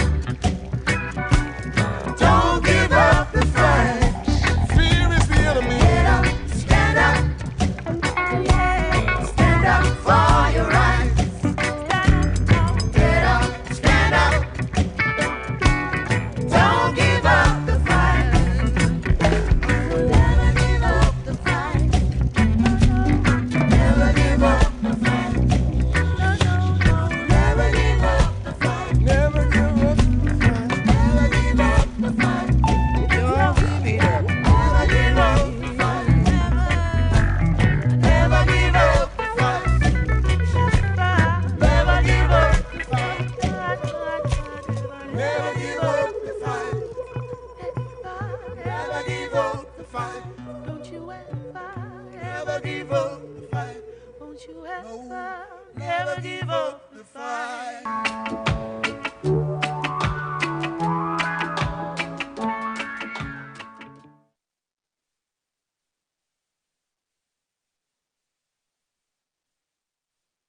On to item 2, adoption of the agenda. Mr. Curtis, please present the provisional agenda of our meeting. Thank you. Thank you, Madam Chairperson, dear committee members, dear observers. You will be able to find the provisional agenda in document 2. The previous session of the committee last year designated Jamaica as the host country for the session. However, once Jamaica expressed its inability to remain host or to host physically, the Bureau of the committee first considered convening an in-person session at UNESCO headquarters in December 2020. Unfortunately, the complexities related to the pandemic continued, as we all know, and as a result, the Bureau called for an electronic consultation so that all committee members could express their preference between a fully online meeting in December 2020 or a postponement of the session to 2021 until such a time that a presential meeting could be safely held. The electronic consultation took place from the 30th of October to the 5th of November 2020, and the results showed a strong and clear preference for an online meeting. Only 3 out of 24 members preferred to postpone for an in-person meeting until next year. Consequently, the Bureau decided that exceptionally the 15COM would take place online from 14th to 19th of December 2020. The consultation also led the Bureau to approve a reduced provisional agenda and to organize the timetable of the committee in three-hour daily sessions instead of our normal 6-hour daily sessions or 2 3-hour sessions per day. And these will span over 6 days from 1:30 p.m. to 4:30 p.m. Paris time. And this time frame was selected in order to take into account as much as possible the different time zones of committee members and of states parties to the convention. Therefore, we've proposed not to inscribe 5 items on the provisional agenda, as these items were either discussed extensively during the 8th session of the General Assembly some 3 months ago, or they can be postponed without statutory consequences and without disrupting the work of next year. The items which we removed from the original provisional agenda are the report of the Secretariat on its activities, the Intangible Cultural Heritage Fund, reports of state parties on the use of the international assistance, the follow-up on elements inscribed on the list of the convention, and the reflection on the listing mechanisms. Again, a number of these were discussed extensively only 3 months ago, and in that case, as far as reporting goes, there wouldn't be much updates. All documents were published online by the statutory deadline of the 16th of November, meaning 4 weeks before the opening of this session. And the timetable adopted by the Bureau can be found in document INF 2.1. So in accordance with the timetable approved by the Bureau, items will be examined in the sequence of their agenda numbers, with the exception of item 10, which comes both on the first day and the last day. This will allow us to explain the process for the election of the evaluation body members, to identify 2 volunteers who can be physically present in Paris to act as tellers, and to allow representatives of the committee members to physically come and vote at UNESCO headquarters. This system will enable physical distancing measures to be applied and will still guarantee a vote by secret ballot as required in the rules. The results of the vote will be adopted by the committee on Saturday. Every day from 1 p.m. to 1:30 p.m. Paris time, the Bureau will meet virtually, starting tomorrow, in order to adjust the provisional timetable as may be needed. That meeting is open to observers. The same Zoom link that you use to access the meeting this meeting is needed to access the Bureau meetings. So if any observers wish to attend the Bureau meeting, which requires a meeting link, and if you do not already have a meeting link, you may write to ichmeetings@unesco.org to request a link, as long as you are already registered. What you are asked to adopt here under this item, dear committee members, is the agenda and not the timetable. For press or media representatives, resources can be found on a dedicated webpage of the 15Com event webpage. A press briefing will take place via Zoom at 4:45 p.m. Paris time tomorrow. Tomorrow on the 15th of December, and another session is planned on Friday at the same time. For us, the Secretariat, this is in fact the first time that we are organizing a committee meeting online, and so not only is this a virtual meeting, but we are also connecting 2 podiums, one in Paris and another in Kingston, Jamaica. For items 8 on nominations, there will be a 3rd podium with the evaluation body representatives. The preparation for this meeting, therefore, required a significant number of tests and coordination actions, and we've done our best to provide a conducive environment. I would just like to warn that if we do, and we hope we don't, but if we do encounter technical problems, we do ask the participants' indulgence and patience in advance. Madam Chairperson, of course, I remain at the disposal of the committee to answer any questions related to the provisional agenda. Thank you, Madam Chairperson. Thank you, Mr. Curtis. Dear members of the committee, it is clear that we have important issues to discuss during this online meeting, and we have to do so within an extremely tight schedule. I'm therefore counting on your cooperation to keep your interventions very brief. Before we proceed further, I would like to inform the committee about the way I intend to conduct our debates. I would like to invite committee members to limit themselves in their remarks to the minimum time required and to try not to take the floor more than twice in a single item. I'm told that we have a timer which will be shown to indicate the length of each intervention if need be. Members who would like to introduce written amendments to the draft decisions in the documents can do so by completing the relevant form to be sent to the address included on the form and now showing on the screen.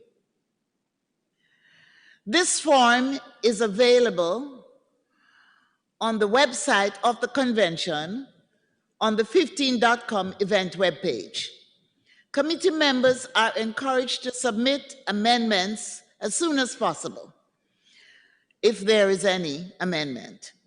The submission of proposed amendments at least the day prior to the examination of the item concerned, with the names of the co-sponsors, would greatly facilitate the organization of debates, in particular in light of the online modality. Please do not submit amendments via the chat box during the meeting. During a general debate, after each item has been discussed by committee members, I will give the floor, if time allows, to observers. Please note that observers may be recognized during a general debate or after a decision has been taken, but may not intervene during discussions on draft decisions. Concerning the report of the 2020 evaluation body, namely items 8, 8A, 8B, 8C, and 8D, the current plan is to dedicate approximately 10 hours between tomorrow, that's Tuesday, 15 December, and Friday, 18 December. This means that the committee will have about 9 minutes per file on average. In order to facilitate the participation of the delegations concerned, the Secretariat drafted a tentative schedule with estimated time slots, which is included in the annex of the document named General Information LHE/20/15.com/INF.1. This document is also available under item 8 on the 15.com event webpage. In accordance with decision 14.com/18, the 2020 cycle nominations are foreseen to be examined by the committee in English alphabetical order, starting with the files of states whose names begin with the letter Q under each of the 4 sub-items 8A to 8D. Members, please note that schedule and order of nominations is subject to change on the length of debates of the committee. To ensure efficient time management and facilitate the organization of debates on nomination files, I wish to apply the same working method as in previous years, meaning that all decisions concerning nominations for inscription on the list, requests for international assistance, and proposals for inclusion in the Register of Good Safeguarding Practices would be adopted without debate unless a committee member wishes to raise a particular point. To end this, committee members who wish to debate or propose amendments to a draft decision are invited to inform the Secretariat before tomorrow, 15 December, 10 a.m. Paris time. This will allow the Bureau to adopt the agenda according to the list of issues to be debated. As a consequence, we will take it for granted that draft decisions on nominations for which no request for amendment or debate has been put forward can be proposed for adoption as a whole instead of discussing them paragraph by paragraph. This will save time, allowing us to spend more time debating other nominations that deserve our attention. Of course, members of the committee will always be entitled to ask for the floor. We are merely trying to better organize the adoption of draft decisions in advance. During the debates on each nomination, proposal, or request, submitting states may only take the floor to provide information in reply to questions raised by committee members. Rule 22.4 of the Rules of the Procedures of the Committee. I understand that for this item, consultations have taken place amongst committee members to respect the tacit agreement, which has become known as the Gentleman's Agreement. This is important for the credibility of our work and the convention. I will come back to it more in detail when we start item 8. After a decision has been made by the committee, I may invite the submitting states to give a speech, show a short video, or a combination of both. Regardless of the format of the intervention, submitting states will be allotted a total of 2 minutes, including in the case of multinational nominations. Due to the reduced duration of the session and the necessity to allocate a fair amount of time to all files, the cooperation of submitting states in respecting this time requirement would be very much appreciated. Finally, I know that several delegations which wish to take the floor to deliver general statements. I will provide an opportunity to do so once we will have finished item 5 on the adoption of the summary records of the 14th session of the committee. I hope you can all agree on this methodology. Are there any questions?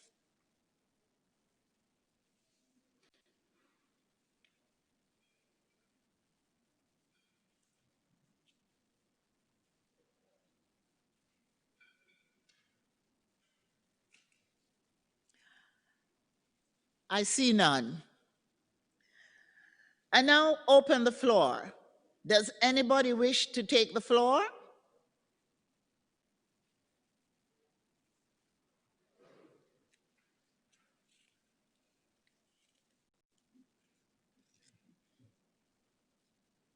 I see none. So let us move now to the decision. Please refer to document 2 and its draft decision in paragraph 2. Can we now see it on the screen?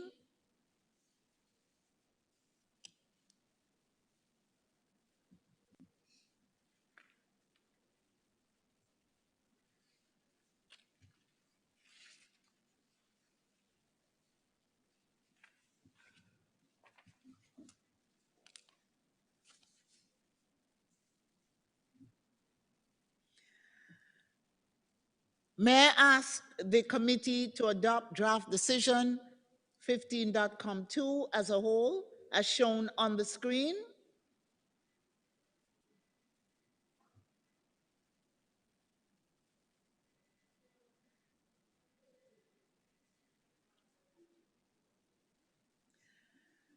I see no objection.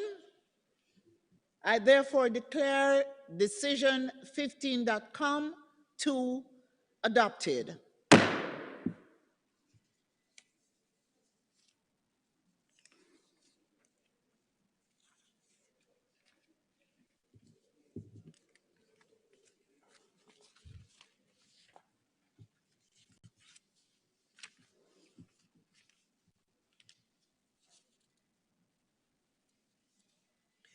We can now move on to item 3, replacement of the rapporteur. Mr. Secretary, please present this item and explain to us why we have to replace our rapporteur. Thank you, Madam Chairperson. Many of you will recall that by its decision 14-21, the committee elected Mr. Askar Abdrakhmanov from Kazakhstan to be the rapporteur of the committee. However, at the second meeting of the Bureau in September 2020, Mr. Abdrakhmanov informed other members that due to commitments at home, he would not be able to complete his term of office as rapporteur. Rule 16.2 of the Rules of Procedures of the Committee states that, and I quote, if the rapporteur is for any reason unable to complete his or her term of office, he or she shall be replaced by a vice chairperson after consultation within the committee for the remainder of the term of office. In other words, the committee is asked today to elect a vice chairperson who will serve as the rapporteur during the 15th session of the committee, meaning this session. Thank you, Madam Chairperson. Thank you, Mr. Secretary. Following the explanation given, we need to invite one of the Bureau members to volunteer and replace Mr. Abdrakhmanov to act as a rapporteur of the 15th session of the committee. I would like to take this opportunity to appreciate the commitment shown by Mr. Abdrakhmanov for contributing to the good governance of the convention. Given the online modality of our meeting, I've asked the Secretariat to undertake a consultation. Am I right in understanding that the Netherlands is ready to step in? Yes, Madam Chair, you are right in assuming that the Netherlands can step in as a rapporteur. Thank you, Netherlands, for offering to take up this task. This is much appreciated. For the sake of time, I will ask members of the committee to only take the floor if they are against this proposition of the Bureau.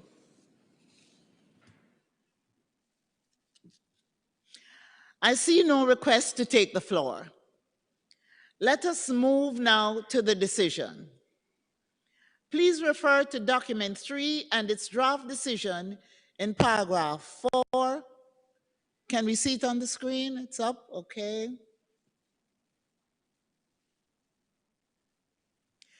May I ask the committee to adopt draft decision 15.3 as a whole, as shown on the screen?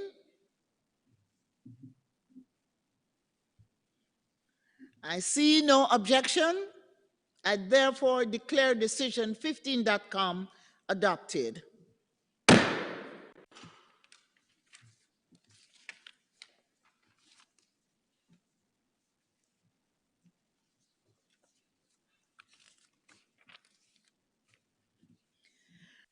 The next item is item 4, observers. Mr. Secretary, please present this item to us. Thank you, Madam Chairperson. I will try to be brief. Rules 8.1 to 8.3 of the committee's rules of procedure provide the criteria for the attendance of observers to committee sessions. According to those rules and in conformity with decisions 12-3 and 14-3, the two following organizations may participate in the present session of the committee as observers: the African Trade Center, ATC, and the Arab League Educational, Cultural and Scientific Organization, also known as ALEXO. The committee is also asked to authorize the participation of Ms. Eva Maria Seng as an observer in the 16th session of the committee next year, following a written request that the Secretariat received in April 2020. Allow me to add that the working document under this item makes no mention of the participation of accredited NGOs because they are automatically admitted as observers at sessions of the committee in conformity with Rule 6 of the Rules of Procedure. In summary, the committee is asked to adopt Decision 15-4 relating to the observers authorized to attend this session of the committee, as well as those authorized to attend future sessions upon written request received to date by the Secretariat. Thank you, Madam Chairperson. Thank you, Mr. Secretary. Let me remind you all that observers may take the floor during a general debate or after a decision has been taken, but they may not intervene during discussions on draft decisions.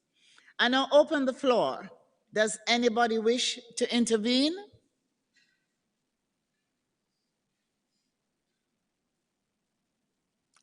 I see none. Let us move now to the decision. Please refer to document 4 and its draft decision in paragraph 5. And it is on the screen at this time.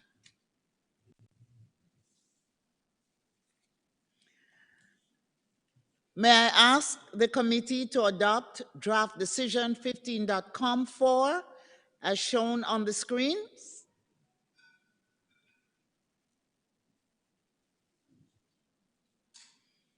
I see no objection. I therefore declare decision 15.com4 adopted as it appears on the screen.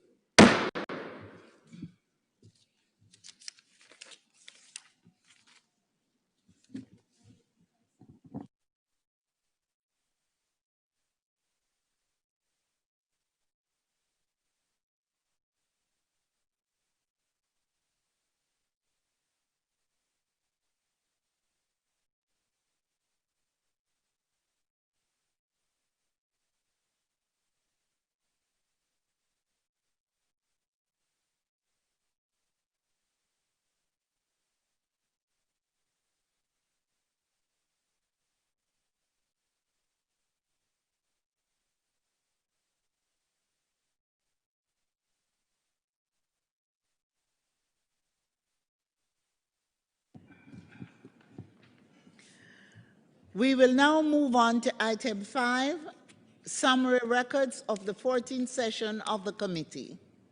Mr. Secretary, the floor is yours to present this item.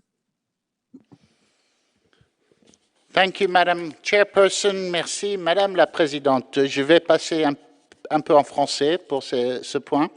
Ce document présente le compte-rendu de la 14e session du comité, conformément à l'article 45 du règlement intérieur du comité.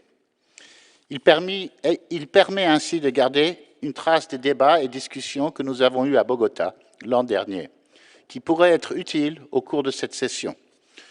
Vous pouvez également retrouver les enregistrements de tous ces débats sur la page web de la 14e session du comité. Thank you, Madam Chairperson.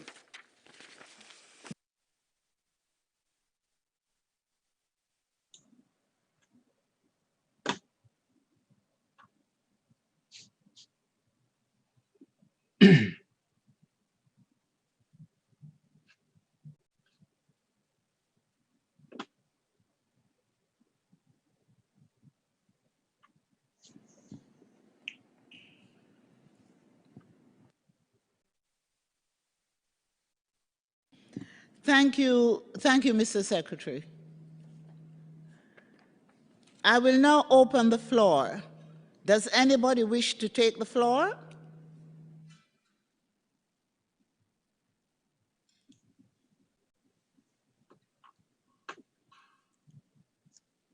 I see none. Let us move now to the decision. Please refer to document 5.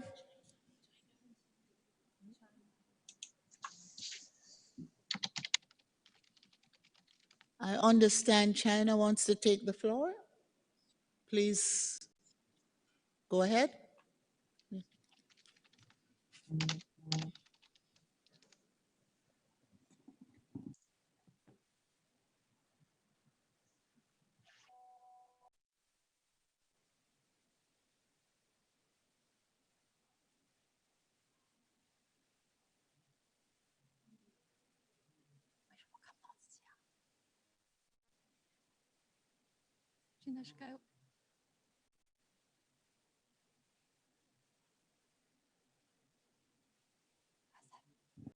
I understand Aber Jizan wants to take the floor. Please go ahead.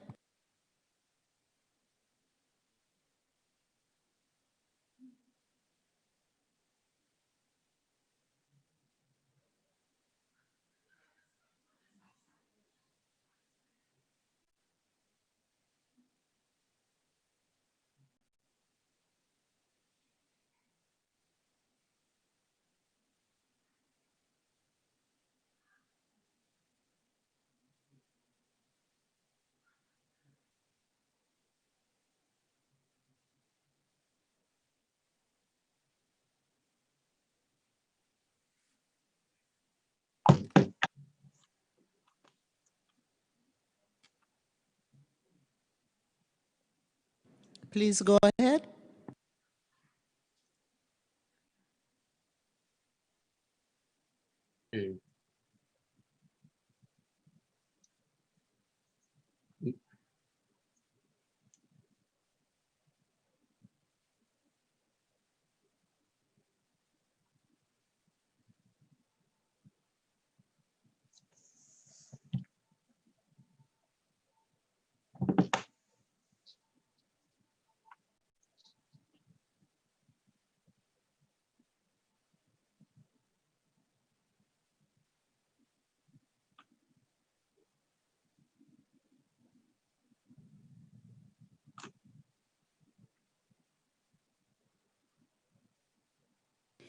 I'd like to ask countries, if you are going to be making general statements, if we could do so after the adoption of the decisions.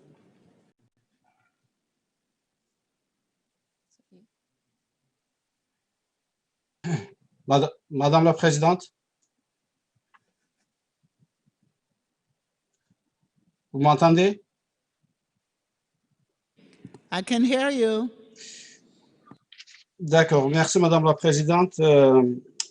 Prenant la parole pour la première fois, l'Azerbaïdjan souhaite féliciter le secrétariat de la Convention de 2003 pour avoir aidé le comité intergouvernemental à tenir sa 15e session entièrement en ligne.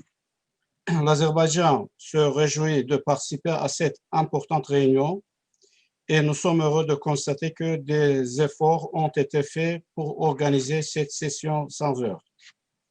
L'Azerbaïdjan apprécie grandement les efforts du secrétariat pour faire avancer la mise en œuvre de la Convention ainsi que les décisions de l'Assemblée générale et du comité malgré la pandémie de COVID-19. Nous nous félicitons des mesures prises par le secrétariat pour soutenir le fonctionnement des mécanismes de base du comité. Même si l'ordre du jour de notre session actuelle en ligne est limité, nous pensons qu'il sera important que le comité poursuive ses travaux sur un certain nombre d'aspects importants, tels que le rôle des organisations non gouvernementales, les mécanismes d'inscription sur la liste, ainsi que les patrimoines culturels immatériels et les situations d'urgence. Dear member, can you please make your general statement after the decision has been adopted? Please. Thank you. OK, merci. Thank you. Thank you so much. Let us now move to the decision. Please refer to document 5 and its draft decision in paragraph 7. And it's on the screen. May I ask the committee to adopt draft decision 15.com5 as shown on the screens.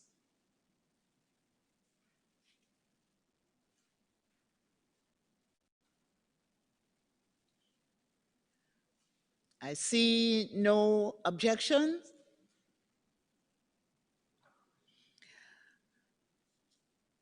I therefore declare decision 15.com5 adopted as seen on the screens.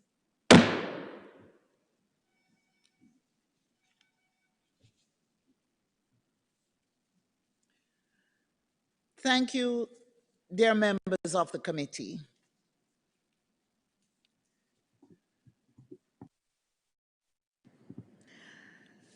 I understand that the Secretariat wishes to update us on the activities that they undertook since the 18th session of the General Assembly in September this year. Mr. Curtis, the floor is back to you. Thank you, Madam Chairperson. Since there is no report of the Secretariat, I will be extremely brief just to give an update on the work we've done since our last report in September to the General Assembly. In addition to a number of statutory actions that were taken to support various international cooperation mechanisms and quite an amount of time dedicated to preparing this present session, we were able to also organize the 8th annual coordination meeting of the Category 2 centers in the field of intangible cultural heritage, which took place online on the 30th of November. We held a series of intersectoral online expert meetings on educator-related indicators in the overall results framework for the convention and their relationship with SDG 4. And there will be a public online restitution meeting in January 2021 to share the results of these meetings. And we've also been working a lot, among other things, but just to flag it, on the development of a massive open online course on living heritage and sustainable development, which we expect to launch next year. I, as always, stand ready to answer questions if any committee members so wish. Thank you, Madam Chairperson. Thank you, Mr. Curtis, for giving us the update on the Secretariat's recent activities. We all appreciate the Secretariat's efforts to keep the convention going in this difficult time. As I announced earlier today, I would like to provide opportunities to those states, whether members of the committee or not, as well as other observers wishing to deliver general statements. At this time, Azerbaijan, I will invite you to speak. Merci. Merci, Madame la Présidente. Donc, je reprends. Même si l'ordre du jour de notre session actuelle en ligne est limité, nous pensons qu'il sera important que le comité poursuive ses travaux sur un certain nombre d'aspects importants, tels que le rôle des organisations non gouvernementales, les mécanismes d'inscription sur les listes, ainsi que le patrimoine culturel immatériel et les situations d'urgence, y compris le patrimoine culturel immatériel dans les situations de conflits armés qui sont davantage au centre de l'attention de la communauté internationale. Le comité s'approchera bientôt au moment où il discutera pour la première fois des résultats de l'exercice de rapports périodiques dans la région de l'Amérique latine et des Caraïbes, et l'Azerbaïdjan suivra de près ce travail. Notre délégation réitère l'importance de maintenir la cohérence des décisions passées et actuelles du comité, et le défi devient encore plus grand à mesure que le comité poursuit ses travaux et que la portée de ces discussions continue de s'élargir. Enfin, notre délégation voudrait exprimer sa préoccupation concernant la situation des dossiers et des priorités appliquées au prochain cycle d'examen des candidatures, et nous pensons qu'un débat ad hoc pourrait éventuellement être organisé pour réfléchir à la situation et proposer des moyens d'avancer au comité lors de sa prochaine session. Je vous remercie de votre attention. Thank you so much. I understand that Brazil wishes to take the floor. I will now invite Brazil to take the floor. Gracias, señora presidenta.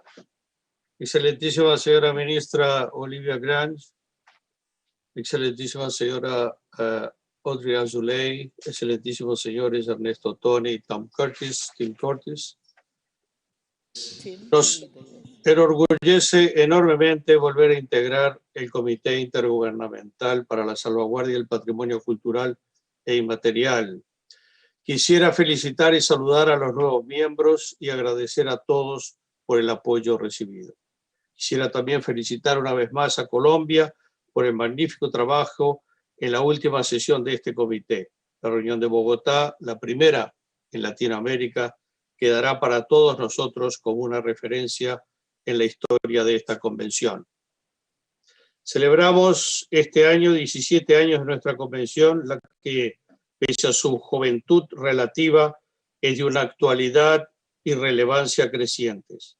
La relación de Brasil con esta convención empieza con los primeros debates y negociaciones que culminaron con su adopción.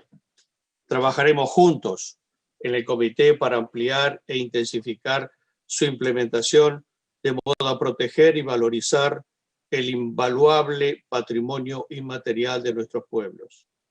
Las razones de nuestro compromiso tienen raíces en nuestra propia formación histórica. La gran diversidad y riqueza de la cultura inmaterial brasileña no está estancada en el tiempo. El patrimonio es vivo y es también lo que confiere unidad e identidad a una sociedad en la cual conviven diferentes orígenes étnicos. Somos una nación que se compromete y se compone de centenas de grupos autóctones distintos, una patria enriquecida por las costumbres y religiosidades africanas, una herencia que está muy marcada en nuestra habla, nuestra comida, nuestras danzas, nuestras costumbres, y para la que contribuyó decisivamente el enorme influjo de inmigrantes que acogimos, que lograron en Brasil mezclarse y conformar lo que somos, una patria multilateral, un pueblo múltiple, pero que posee una cultura nacional distinta y única, cuyas manifestaciones son reconocidas en todo el mundo. Lo inmaterial nos permite, como brasileños, desarrollar un sentimiento de unidad y pertenencia. Y es ese patrimonio que necesita nuestra protección y apoyo. Brasil está comprometido con esta misión desde hace décadas, a través de su Instituto Nacional del Patrimonio, IPHAN. Este año celebramos los 20 años de nuestro Programa Nacional para la Salvaguardia del Patrimonio y Diversidad Inmaterial. Este marco precede, por lo tanto, la propia Convención de 2003. Gracias a la actuación del IPHAN, además, seguimos expandiendo nuestra colaboración técnica con nuestros vecinos latinoamericanos y con diferentes instituciones, sobre todo el CRESPIAL, Centro Regional para el Patrimonio Cultural Inmaterial de América Latina. Señora Presidenta, no son tiempos fáciles para la cultura. La primera víctima de la pandemia que vivimos. Millones de artistas y artesanos y agentes culturales han perdido su trabajo a causa de la pandemia. Es el trabajo de nuestro comité apoyarlos, fomentando la resiliencia de las manifestaciones culturales y de las comunidades y prácticas que son repositorio del patrimonio inmaterial. Más que nunca se hace necesario el apoyo de las instituciones a las comunidades y a las tradiciones culturales. La Convención de 2003 tiene un vínculo directo con las comunidades y hay que estrecharlo, volverlo en un nuevo punto de partida, un renacimiento. Por eso aquí estamos, para que podamos trabajar juntos. Muchas gracias. Thank you, Brazil. We have a few requests for the floor. Therefore, I will ask the Secretariat to read out the names of those who wish to make presentations. Tim? Thank you, Madam Chairperson. So the speakers list, starting with committee members, we have China, Panama, Czechia, Japan, Sri Lanka, Poland, Morocco, and then as observer states, Colombia, Syria, and Palestine. Thank you, Madam Chairperson. Thank you, Tim. I will now ask China to take the floor. Thank you, Madam Chair. Since it is the first time for China to take the floor, my delegation would like to congratulate on your chairmanship. We would also like to express our sincere gratitude to Jamaica for its hospitality as the host for this session, to all the committee members and the Secretariat for all your great efforts to make the 15th session of the committee online possible. As we can recall, we had precious memories at last session in Colombia, guided by the principles and objectives of the 2003 Convention. The committee had achieved fruitful results, such as the reform on the periodic reporting system, the upstream dialogue process, the reflections on the listing mechanism, and etc. Since early this year, the COVID-19 pandemic has changed our way of life profoundly. People's life and health are put under great threat.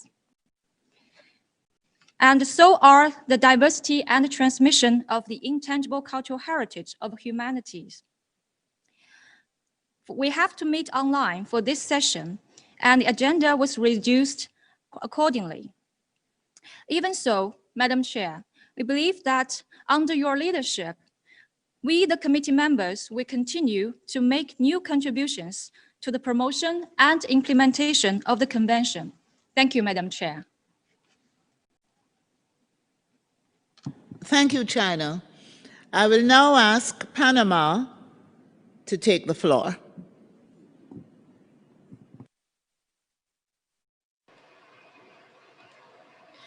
Señora Presidenta, en nombre de la Delegación de la República de Panamá, deseamos expresarle nuestros mejores deseos en el ejercicio de los trabajos de nuestro comité. Reciba usted igualmente el saludo de Su Excelencia, el señor Ministro de Cultura, don Carlos Aguilar Navarro, quien también se complace de ver a una representante de nuestra región conduciendo tan importantes deliberaciones. Este saludo lo hacemos extensivo a la directora general, señora Audrey Aslay, al subdirector general Ernesto Otome y al señor Tim Curtis, secretario de nuestra convención. Señora Presidenta, para mi país, Panamá, con la creación del Ministerio de Cultura en el año 2019 y la Ley General de Cultura en noviembre de 2020, hemos colocado el enfoque principal de la gestión en el ejercicio de los derechos culturales, que son parte de los derechos humanos universales. Al fortalecer y profundizar en el reconocimiento de la diversidad cultural con miras al desarrollo sostenible de los pueblos y las sociedades, durante los últimos años hemos avanzado en la implementación de nuestra convención, dando un enfoque especial a la planificación desde la protección y salvaguardia del patrimonio cultural inmaterial de manera participativa e incluyente. Para el grupo de países de América Latina y el Caribe ante las Naciones Unidas, esta es una tarea vital e impostergable. La importancia de la protección y salvaguardia del patrimonio cultural inmaterial es crucial para la región ante la necesidad de gestionar las nuevas realidades provocadas por el impacto mundial de la pandemia de la COVID-19 en las formas de vivir y ejercer la cultura. Panamá renueva su compromiso como signataria de la Convención de 2003 para la salvaguardia de nuestro patrimonio cultural e inmaterial, trabajando en equipo con todos ustedes. Gracias, señora Presidenta.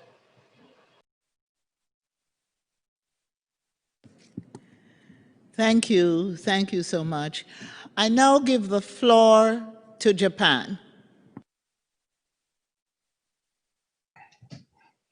Thank you very much, Madam Chair. Can you hear me?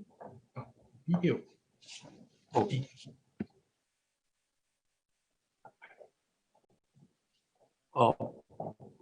Thank you, Madam Chair. Can you hear me?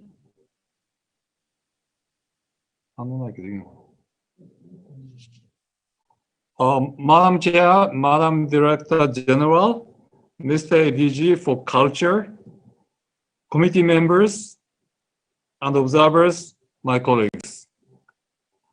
Japan commends Madam Chair and the Secretariat for making it possible for the Intergovernmental Committee of the 2003 Convention to take place successfully online in this difficult period affected by the coronavirus, especially taking into account the time constraints of the committee and also the time differences among different regions. I understand that Jamaica is too early in the morning, and thank you very much for organizing this meeting. We thank the evaluation body for evaluating and examining the submitted files professionally in spite of the many restrictions on the review process, which had to be conducted mostly online. We also appreciate the formal introduction of the upstream dialogue process for the evaluation of files, which resulted in many cases being turned into favorable recommendations. Japan will continue to support and to be actively involved in the global reflection on the listing mechanism of the convention.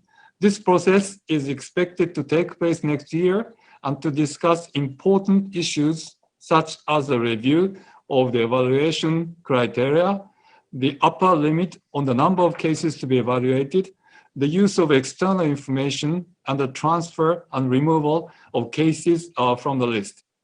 Finally, let me emphasize once again that intangible cultural heritage is so much dear to the hearts of our people, for the Japanese people. And in that context, we're very much looking forward to having very fruitful discussions in this committee. Thank you, Madam Chair.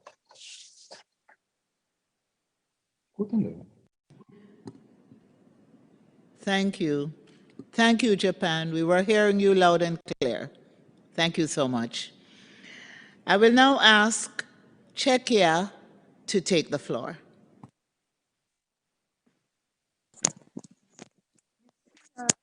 Madame la Présidente, bien, bonjour à tous. Nous sommes très heureux de faire de nouveau partie du Comité pour la sauvegarde du PCI. Nous sommes ravis et voudrions remercier pour le soutien des États parties lors de l'élection en septembre dernier et espérons travailler bien en coopérant avec tous nos collègues pour notre convention et sa mise en œuvre. Nous aurions bien aimé retrouver notre assemblée en Jamaïque, mais nous sommes très heureux d'y assister, au moins virtuellement, sous la présidence de Madame la ministre Olivia Grange. Nous nous engageons à suivre vos instructions, Madame, et les recommandations du secrétariat pour le bon déroulement de nos sessions de travail. Et nous sommes sûrs que nos débats seront fructueux et que tout se passera bien comme sur un air de reggae. Merci, Madame la Présidente. Bonne session à tous. Thank you, thank you. Sri Lanka, please take the floor. You can go ahead. Thank you, Madam Chair. Sri Lanka wishes to thank the Secretariat for the efforts taken to organize this online ICH Intergovernmental Committee session, despite all the challenges we all had to face due to the pandemic. Living heritage around the world has been affected to a great extent by COVID-19 during the past year. Living heritage is built on human relations and interactions, and thus we have to devise mechanisms to preserve living heritage even where human interactions are minimal. There is obviously a very intricate relationship between living heritage and the social and psychological well-being of any community. If we are to build peace in the minds of men and women, which is the ultimate objective of UNESCO, we must mend and develop the social fabric while experiencing the threat of COVID-19 and also by countering the post-crisis recovery period, which will obviously and hopefully lead to a more inclusive and peaceful society. Thank you very much. Thank you, Sri Lanka. Poland, the floor is yours.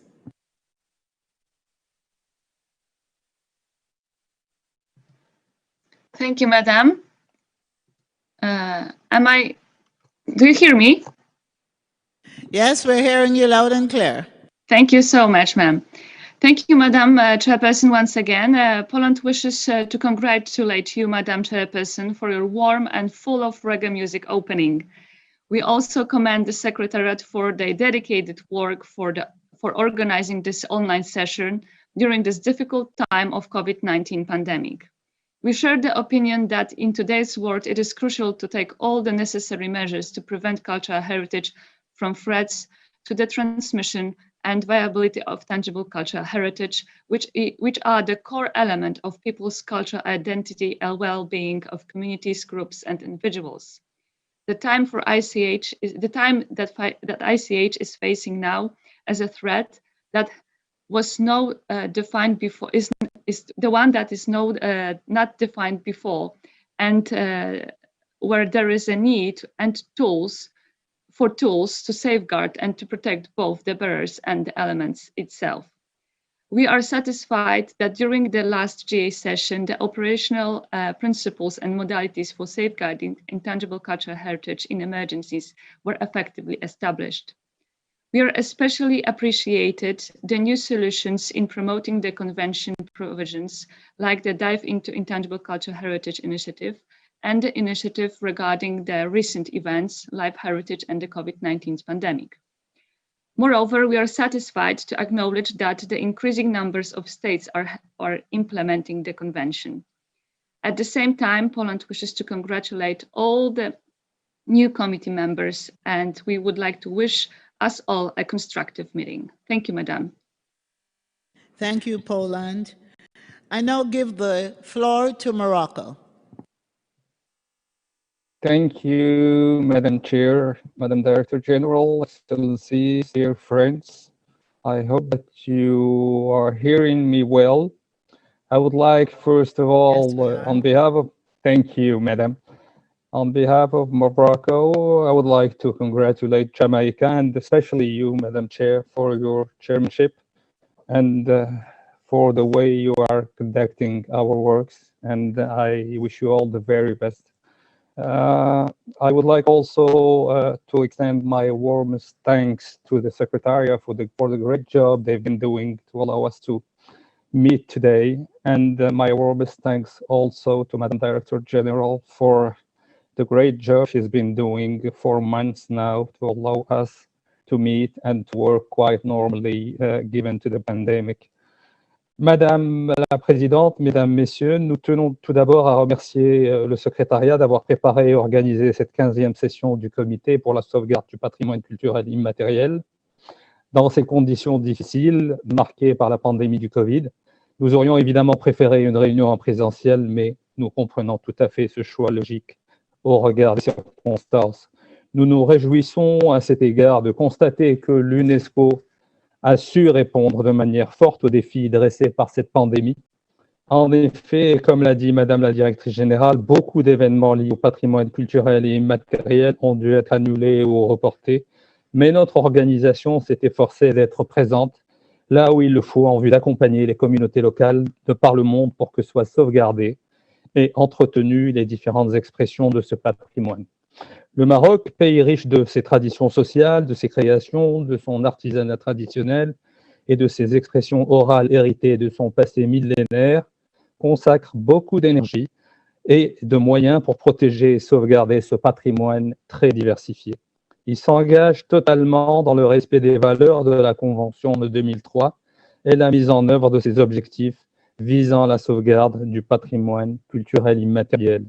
Cette session du comité revêt à nos yeux un caractère extrêmement important car elle nous permettra d'examiner nombre de points essentiels tels que le rapport de l'organe d'évaluation pour 2020, l'examen d'un nombre important de candidatures pour inscription sur les listes du patrimoine culturel immatériel, les demandes d'assistance internationale, l'établissement de l'organe d'évaluation pour le cycle 2021. Nous pensons que la réflexion sur les questions relatives à la gestion et aux procédures d'inscription sur les listes de la Convention de 2003, les dispositions des directives opérationnelles doivent se poursuivre en vue d'arriver à une solution optimale et un meilleur équilibre géographique à ce sujet. Nous donnerons le moment venu, évidemment, notre point de vue sur ces questions importantes. Thank you, Madam Chair. Thank you. Thank you so much. I will now ask Colombia to take the floor. Un saludo muy especial desde Colombia. Agradecemos a Jamaica que haya hecho posible el comité. Un saludo especial a la ministra Olivia Grange y gracias por el reggae que ha comenzado las sesiones de este comité. Queremos resaltar especialmente, Presidenta, la adopción del marco global de resultados para la Convención de 2003, que hoy es una carta de navegación clara para todos los estados parte. Colombia participó en el primer ciclo de preparación de informes periódicos con base a los indicadores de dicho marco y somos testigos del decisivo aporte de este instrumento para mejorar la eficacia de la planeación para una salvaguardia efectiva y para contribuir a visibilizar todo el aporte del patrimonio inmaterial a la Agenda 2030. No podemos dejar de reiterar nuestros más sinceros agradecimientos a la entidad de patrimonio vivo de la UNESCO y al CRESPIAL y a la red de facilitadores por su habilidad para adaptar el proceso de capacitación en el mecanismo de informe periódico de la Convención dirigido a los países de América Latina y el Caribe. Por otro lado, Presidenta, queremos resaltar la importancia que se le ha dado a redoblar los esfuerzos para que la educación de calidad, como un derecho humano, incluya la salvaguardia del patrimonio vivo como vehículo, pero también como una meta a nivel global. Instamos a este comité a promover el apoyo de todos los estados parte para contribuir a este loable fin. Y por eso, Presidenta, damos gracias a la República de Corea por su iniciativa y ayuda para iniciar el proceso de reflexión para construir herramientas más pertinentes para promover la salvaguardia del patrimonio cultural inmaterial a través de la educación. Finalmente, Presidenta, le deseamos muchos éxitos en este comité y agradecemos igual todas las muestras de reconocimiento al comité que se realizó en Bogotá en diciembre pasado. Muchas gracias, Presidenta. Thank you. Thank you, Columbia. I will now ask Syria to take the floor.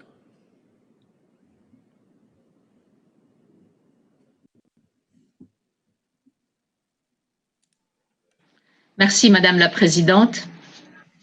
Au nom de mon pays, la République arabe syrienne, l'État partie à la Convention de 2003 depuis 2005, je félicite Son Excellence Madame Olivia Grange, vous-même, Madame la Ministre de la Culture de la Jamaïque, pour votre présidence du comité, ainsi que les membres du bureau. Je salue spécialement les performances du secrétariat de notre Convention 2003 et son secrétaire, ainsi que les efforts fournis par Monsieur le Directeur général adjoint de la Culture, et je salue spécifiquement l'allocution de Madame la Directrice générale pour l'ouverture de nos travaux. La tenue méticuleuse de nos travaux de cette 15e session en mode virtuel représente un effort considérable qui est jalonné par l'engagement des membres du comité qui ont assuré, et j'en suis certaine, la bonne gouvernance de nos travaux depuis ce matin. La République arabe syrienne est consciente de l'impact grandissant des défis auxquels fait face notre humanité. C'est un pays millénaire qui fait face depuis plus de 9 ans à une crise d'urgence peu égalée depuis l'avènement du XXIe siècle. La Syrie subit des sanctions illégales unilatérales et des répercussions très importantes de la pandémie de Covid-19. Malgré cela, le peuple syrien et l'État mettent tout en œuvre avec détermination, courage et résilience pour sauvegarder le patrimoine culturel et matériel de la Syrie, en renforçant la dimension universelle et le dynamisme de son patrimoine vivant à travers des liens trans et intergénérationnels, durables, authentiques, pour une identité culturelle syrienne, arabe, diverse et unie à la fois. Madame la Présidente, je souhaite le succès à nos travaux, Excellences les membres du comité, le grand public. J'appelle notre honorable comité à faire preuve de solidarité fraternelle à la hauteur du message universel que nous apportait l'universalité du reggae. Merci. Thank you, Syria. I will now invite Côte d'Ivoire to take the floor. Sí, eso es mío. No sé si te habrá pasado María la última comida que Está aquí para firmar, se lo acabo de hacer la transferencia. Excuse me, could we ask delegations to mute? I think the Spanish delegation is not muted. Could you please mute your mic? Thank you.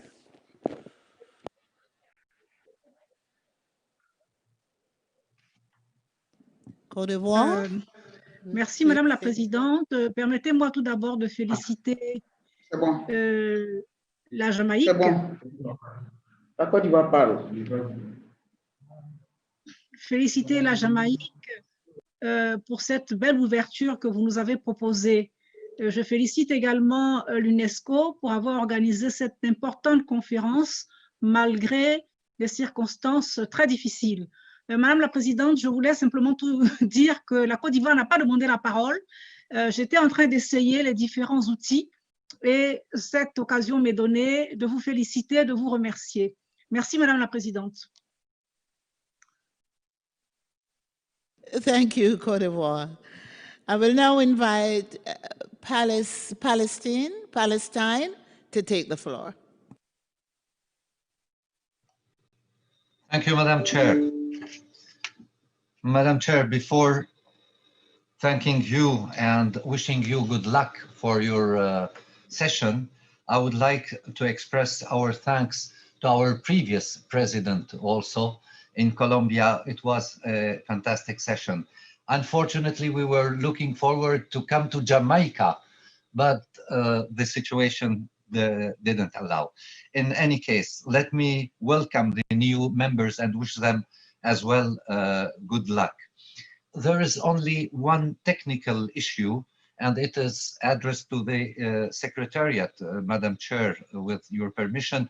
Could we have the name of the rapporteur? Because in the decision it was mentioned only the country, while the rapporteur is elected on his personal capacity. I think it's Madame Eunice, but it would be good just to make it more clear. regarding the reports, I thank the Secretariat for the summary record, and unfortunately we were not able to listen to their report. But during this period, I can witness that they were doing a great job. As we say in French, ils n'ont pas chômé. They were really hardworking during the confinement period. Well, I'm really happy that you mentioned, Madam Chair, in the beginning, the gentleman agreement that we followed since 2017, and it was respected till the last session, and I hope it will be respected under your chairmanship.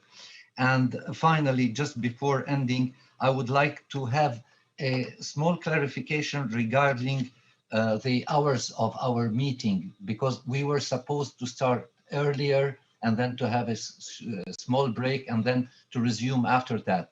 So for today, I understand it's exceptional, but what would be the timetable for the next days? Again, thank you. All the good luck and fruitful session for you and all members of the committee. Thank you, Madam Chair, again.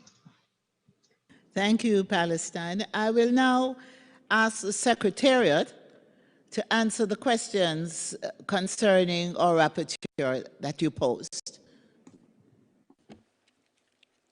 Thank you, Madam Chairperson. I understand that the Honourable Delegate of Palestine asked whether the replacement rapporteur would be nominal as the rapporteur is nominal. However, according to the Rule 16.2, if the rapporteur ceases to represent a state member of the committee, or if he or she is unable for any reason to complete the term of office, he or she shall be replaced by a vice chairperson after consultation. So just as when the chairperson of the committee is replaced by a bureau member, not in a nominal way, but as a bureau member, the same applies to the rapporteur. If the rapporteur is replaced, it then becomes a bureau member in their quality as vice chair without being nominal. Also, Madam Chair, I understand there was a question around the time schedule, which is online and which will be updated every day after the meeting of the Bureau, so will be accessible during the meeting. Thank you, Madam Chairperson. Thank you, Tim. I will now invite Slovakia to take the floor. Thank you, Madam Chair. In the name of Slovakia, I would like to congratulate you to the presidency of the session and the effective leadership. We would also like to thank you for this difficult but very important and well-prepared organization of the IGC meeting and great opening. This year, in which the COVID-19 pandemic brings many changes in lives of people all over the world, it is crucial to help each other in all possible ways. Sharing good practices in the area of safeguarding the ICH looks much more important than before. Greater understanding grounded in research and documentation of the threats to the transmission and practice of intangible cultural heritage over the longer term will be important in the future. Slovakia welcomes the research-related activities, for example, COVID-19 questionnaire action initiated by the Secretariat. At national level, we are now launching the second wave of inquiry because we think it is necessary to strengthen cooperation with traditional partners and to establish also new forms of cooperation with actors beyond the field of culture, such as the humanitarian and security sectors. With regard to the monitoring of the ICH safeguarding practices in general, we are looking forward to the new reporting system based on regions aligned with the overall results framework and facilitated by regional workshops, capacity building, and peer learning. Slovakia strongly supports the idea of the reflection on the listing mechanisms. However, we find the listing mechanisms to be just one part of the Convention's agenda. In implementing the whole complex of Convention's goals, the important aspect is the exchange of experiences among countries and on methods for safeguarding intangible cultural heritage, and also on practices with reporting. We will be thankful for all experiences from state parties from the first cycle of reporting. The Secretariat's activities are a cornerstone for the implementation of the Convention on national as well as international levels, and thus it was important that the Secretariat had the resources necessary to continue and develop its work. This is the reason why also Slovakia contributed financially this year more than was mandatory. Thank you. Thank you so much, Slovakia. I will now invite, I see where Jamaica is asking to take the floor. Go ahead, Jamaica. Thank you, Madam Chair. It is a wonderful pleasure and our great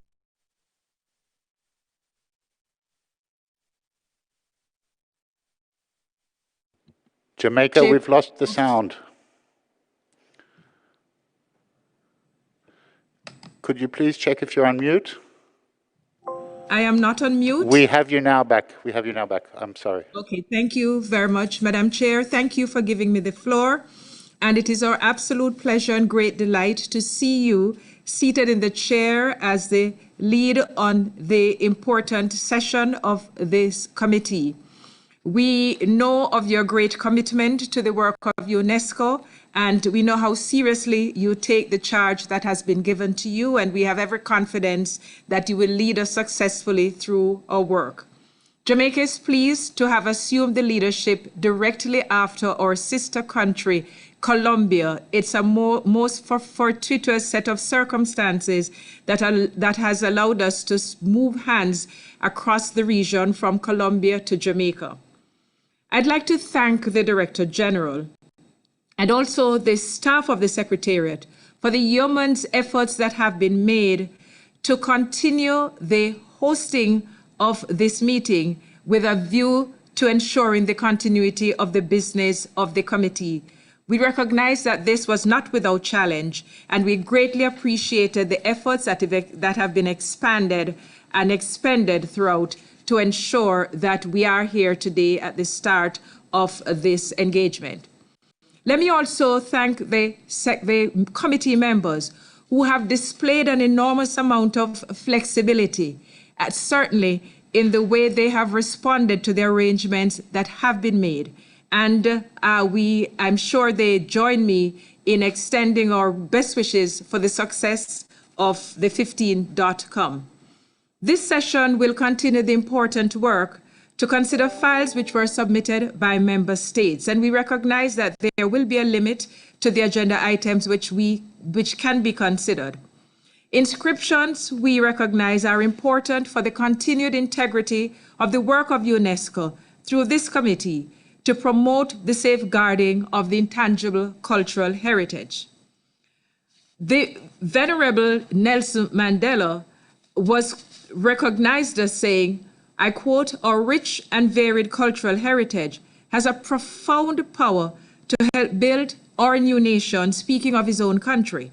It is our belief that this principle is applicable to all countries, all states parties, and that its protection is therefore important to all of us. And with these few words, Madam Chair, let me again reiterate my best wishes for the success and to all the members of this committee and all states parties, observers and NGOs who are with us. I thank you. Thank you, Jamaica. I will now invite Saudi Arabia to take the floor.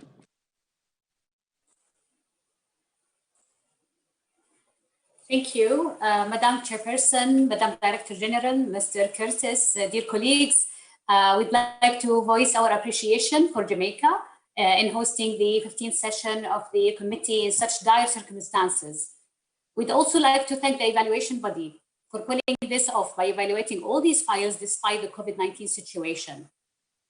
Intangible cultural heritage in Saudi carries a very special place in the hearts of our people as it represents our identity and at the same time, a bridge to find commonalities with other cultures. As a newly elected member to this esteemed committee, we'd like to express our commitment to withhold and protect the values and principles of this convention and support the Secretariat and all its member states to carry out its mandate in an effective and efficient manner. We thank you, Mr. Chairperson, for giving us the floor, and we wish all of us a productive meeting. Thank you very much. Thank you, Saudi Arabia. Now, we have an NGO from Bangladesh asking for the floor. Please identify yourself before starting your intervention. Please go ahead. The floor is yours. Thank you. Thank you, Madam Chairman. I would like to, first of all, appreciate your effort to conduct this during the COVID, and also appreciate UNESCO's effort to create an awareness about safeguarding of ICH. But particularly, I would like to thank the Dhaka office of the UNESCO for consistently trying to create an awareness, and I would like to thank the Azerbaijan government. And hopefully, finally, by next year, we should have our first community-led ICH inventory. And with the help of all the communities, and it has been such a wonderful awareness building tool that we have been using so that we can safeguard not just cultural practices, but also empower various communities. Thank you. Thank you so much for giving me the floor to talk. Thank you. Thank you. Thank you, NGO. I understand Botswana. I recognize you. Please take the floor. Thank you, Madam Chairperson, for giving us the floor. And since Botswana is taking the floor for the first time, would like to congratulate Jamaica for hosting this online session. Botswana would like to thank the Secretariat for organizing the online session, which seems to be the only option for the committee to meet during this difficult time of COVID-19 pandemic.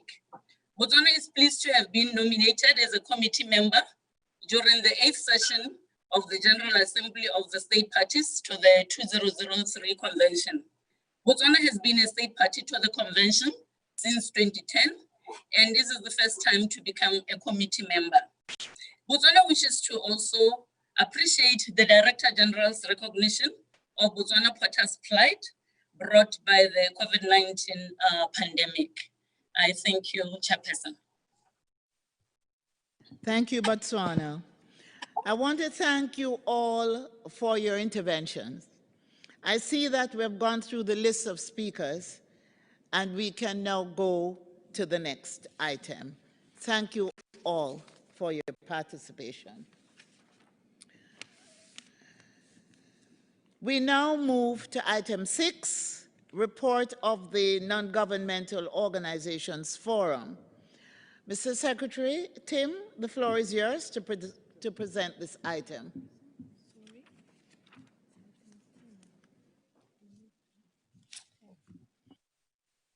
I'm sorry, Tim, I will go to item 10. Perfect. Thank you very much, Madam Chairperson. Yes. So we can now open item 10, establishment of the evaluation body for the 2021 cycle. As indicated in the provisional timetable of the session, this item will be open today, but it will not be finalized until later. This is the only item of our meeting which will not be conducted entirely online, since the voting will take place physically at UNESCO headquarters. This is because regulations require a secret ballot voting. I now give the floor to the Secretariat to explain the voting procedure in detail. Mr. Hohinata, the floor is yours. Merci, Madame la Présidente. Pour ce point, le comité est invité à adopter les termes de référence de l'organe d'évaluation qui se trouve à l'annexe 1 du document de travail 10. Le comité est également invité à nommer 2 experts du groupe 3 et le groupe 4 et une ONG du groupe 5B, et ceci en conformité à la section B de l'article 39 du règlement intérieur du comité et la décision 14/18. Il est important de préciser que les élections des membres de l'organe d'évaluation ont lieu au scrutin secret. Le comité est demandé aussi à renommer les 9 membres élus les années précédentes. Les candidats ont été proposés par les États parties concernés par l'intermédiaire de chaque président ou présidente des groupes électoraux. Un maximum de 3 candidats a été proposé tel que le prévoit le paragraphe 28 des directives opérationnelles. Les candidatures reçues dans chaque groupe électoral sont les suivants. Un expert candidat pour le groupe 3. 3 experts candidats pour le groupe 4. 3 ONG candidates pour le groupe 5B. La liste des candidats se trouve à l'annexe 2 du document 10 qui comprend également les sites intranet et demandes d'accréditation dans le cas des ONG et les CV pour les experts. Pour le groupe 3, nous avons un seul candidat, ce qui signifie que le nombre de candidats correspond au nombre de sièges à pourvoir. Dans ce cas, c'est la liste optimale en clean slate et l'expert est nommé automatiquement sans élection. L'année dernière, le comité a introduit une nouvelle pratique concernant l'ordre d'examen et d'évaluation des dossiers de candidature. La lettre Q a été sélectionnée par un tirage au sort. Ainsi, les dossiers du cycle 2020 ont été examinés et présentés dans l'ordre alphabétique anglais en commençant par Q. Ceci a permis aux États dont la lettre commence par les dernières lettres de l'alphabet de ne pas voir l'examen de leur candidature tout le temps en dernier. Il est donc proposé au comité de sélectionner la lettre qui déterminera l'ordre d'examen des dossiers pour le cycle 2021. Madame la Présidente, je souhaiterais passer maintenant pour expliquer les procédures de vote. Comme vous avez dit, l'élection des nouveaux membres de l'organe d'évaluation ne peut pas se dérouler en ligne. En effet, l'élection des membres de l'organe d'évaluation doit se tenir à bulletin secret. Encore une fois, le vote ne peut donc se faire qu'en présentiel. Le secrétariat a envoyé des informations sur les procédures de vote le 10 décembre qui sont reflétées dans le document d'information générale qui est publié sur le site intranet de la Convention. Comme il est d'usage pour un vote en présentiel, vous allez devoir désigner 2 volontaires qui feront office de scrutateurs pour l'élection. Ces 2 volontaires doivent être physiquement présents à Paris pour la durée du vote. En effet, nous avons préparé dans la salle 3, au siège de l'UNESCO, un espace de vote avec un isoloir. Le vote aura lieu demain, le mardi 15 décembre, dans la salle 3, de 11h à 12h30, l'heure Paris, en suivant le calendrier de vote qui a été communiqué aux membres du comité et qui est affiché aux écrans. Comme le vote se déroulera au siège de l'UNESCO, toutes les délégations membres du comité doivent désigner un représentant qui peut être physiquement présent à Paris pour voter. Au moment du vote, il sera demandé à cette personne de présenter une pièce d'identité qui pourra clairement indiquer quelle délégation est représentée, par exemple le badge de l'UNESCO. Cette personne signera également la feuille d'émargement. Les délégations n'ayant pas de représentant en France peuvent désigner un individu de leur choix basé en France ayant le droit de vote, à l'exception des personnes qui représentent déjà un autre État du comité. Les lettres d'accréditation doivent suivre la pratique habituelle, à savoir qu'elles doivent être signées par le chef d'État, le chef du gouvernement ou le ministre des Affaires étrangères. Le secrétariat demande à ce que cette lettre soit envoyée électroniquement avant la fin d'aujourd'hui à l'adresse indiquée sur les écrans. Lors du vote, le représentant doit également présenter une copie de cette lettre avec sa pièce d'identité personnelle et signer la liste d'émargement. Tout membre du comité qui ne se serait pas présenté pour voter pendant le temps imparti sera considéré comme absent. Les deux scrutateurs que vous allez désigner aujourd'hui et les membres du secrétariat seront présents pendant cette période de vote et pendant le dépouillement des votes. Lors du vote, les membres du comité recevront une enveloppe et un bulletin de vote par siège à pourvoir où figureront les noms de tous les candidats par groupe électoral.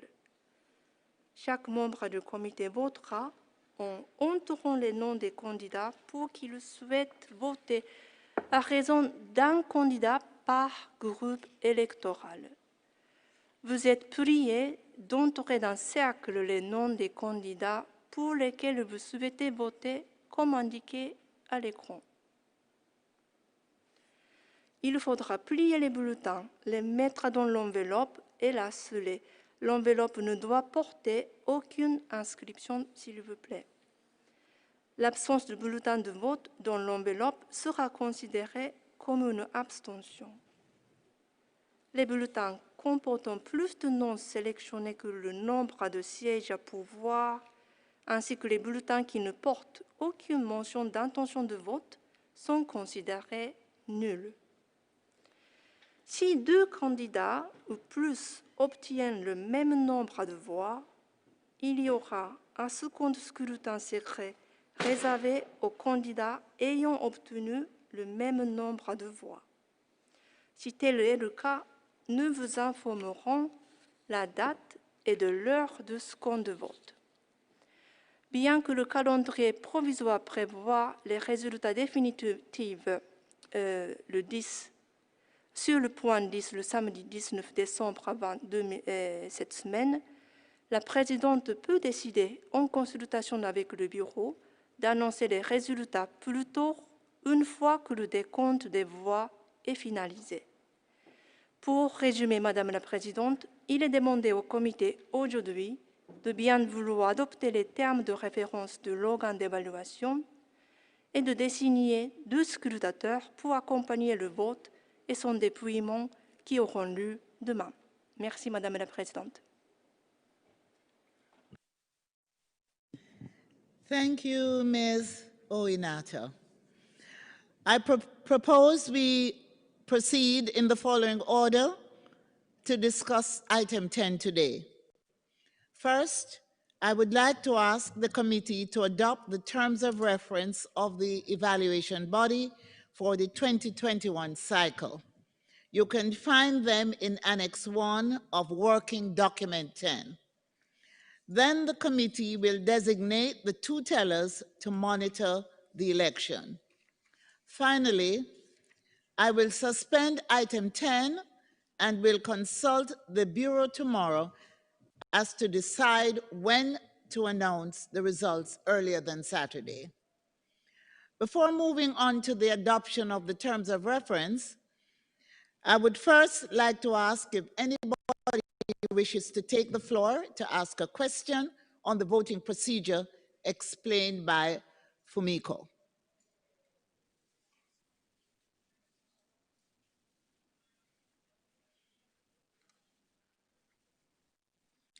I see none. I see none. I will now ask the committee to refer to Annex 1 of Working Document 10 to adopt the terms of reference of the evaluation body for the 2021 cycle. You will see the annex on the screen.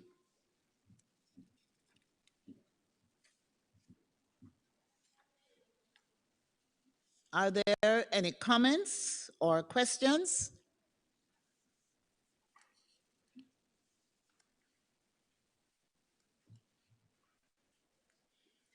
I see none. We can therefore proceed to adopt the terms of reference as a whole as they appear in Annex 1 and on the screens. Adopted. We will now proceed with the identification of 2 tellers for the vote.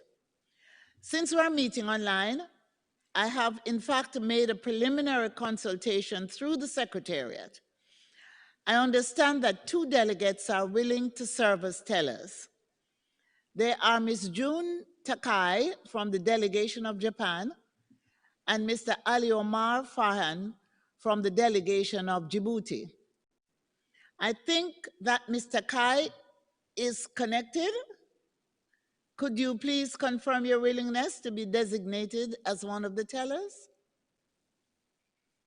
Mr. Kai?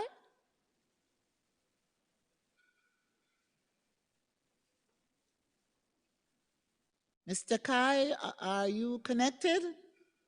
Please indicate that you're willing to be designated as one of the tellers. While we are waiting on Mr. Kai, I will ask Mr. Farhan, if you're connected, would you be willing to be designated to be the other teller?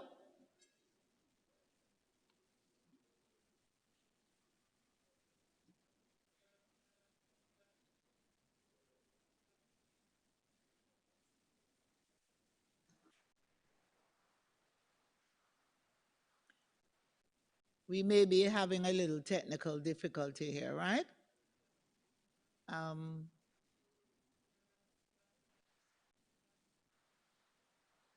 Madam Chair, I think Djibouti is asking for the floor. Please go ahead, Djibouti. Vous m'entendez? Est-ce qu'on m'entend? Oui. Très bien. Je voudrais d'abord féliciter Madame la Présidente, merci de m'accorder la parole. Je voudrais d'abord vous féliciter pour votre présidence, pour cette 15e session de notre comité. Féliciter ainsi le secrétariat pour le travail abattu pour qu'on puisse se retrouver aujourd'hui, certes en session webinaire, mais c'est toujours agréable de se retrouver nous tous dans la salle, mais bon, le travail continue. Je voudrais confirmer, le scrutateur djiboutien, Monsieur Farhan Ali Omar. Merci beaucoup.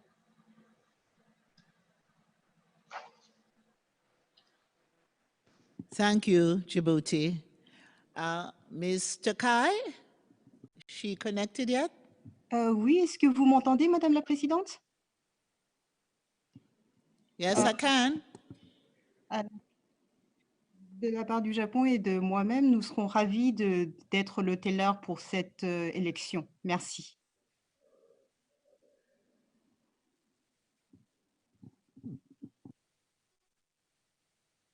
Thank you. So thank you so much, both of you, for volunteering and taking up the responsibility of teller for the election of the new members of the evaluation body for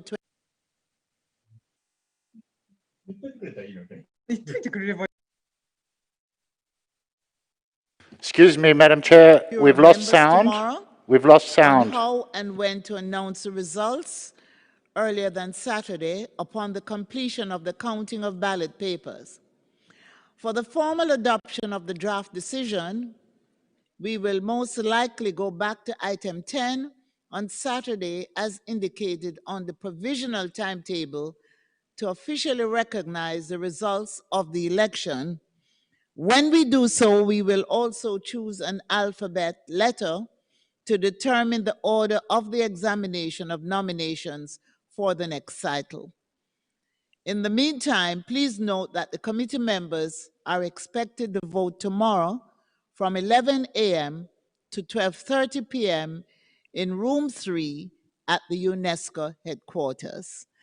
Tim, is there any comment, or we proceed to suspend this item? Madam Chairperson, we have no comment, so you may proceed to suspend. Thank you.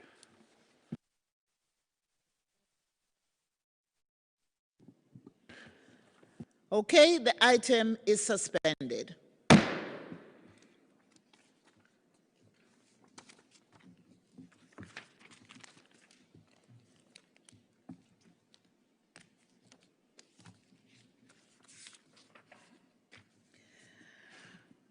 We now move on to item 6, report of the Non-Governmental Organizations Forum. Mr. Secretary, the floor is yours to present this item to us.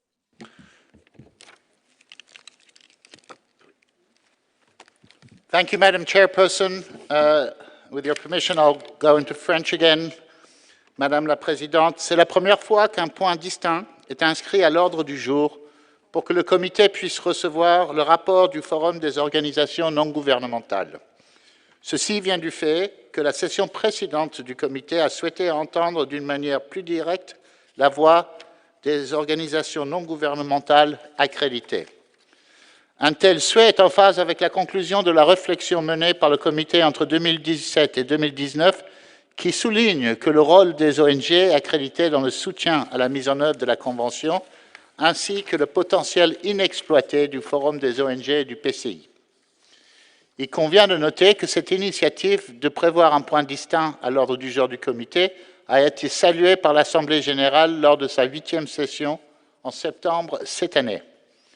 L'annexe au présent document LHE/20/15.com/6 est donc le premier rapport soumis par le Forum des ONG du PCI.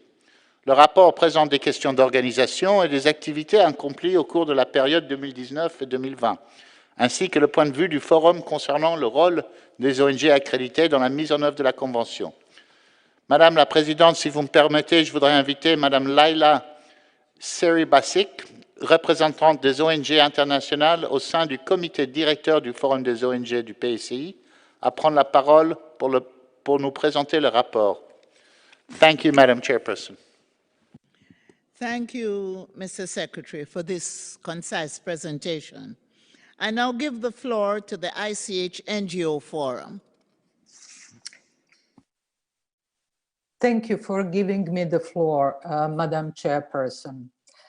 Let me first to echo previously expressed congratulations to the Secretariat and Jamaica for organizing this online session. The ICH NGO Forum is grateful for the opportunity to provide this report, which was made possible thanks to the committee's decision 14-COM-15. We are also grateful for its inclusion regardless of a restricted agenda of this session. We regard this as a sign of a deepened involvement of NGOs in the functioning of the Convention on the international scale. One of our aims is precisely to work independently yet collaboratively with governments, the Committee and the General Assembly, the UNESCO Secretariat, and other stakeholders on national and international levels in accordance with the principles and objectives of the Convention for the benefit of ICH communities, groups, and individuals, and in the interest of civil society.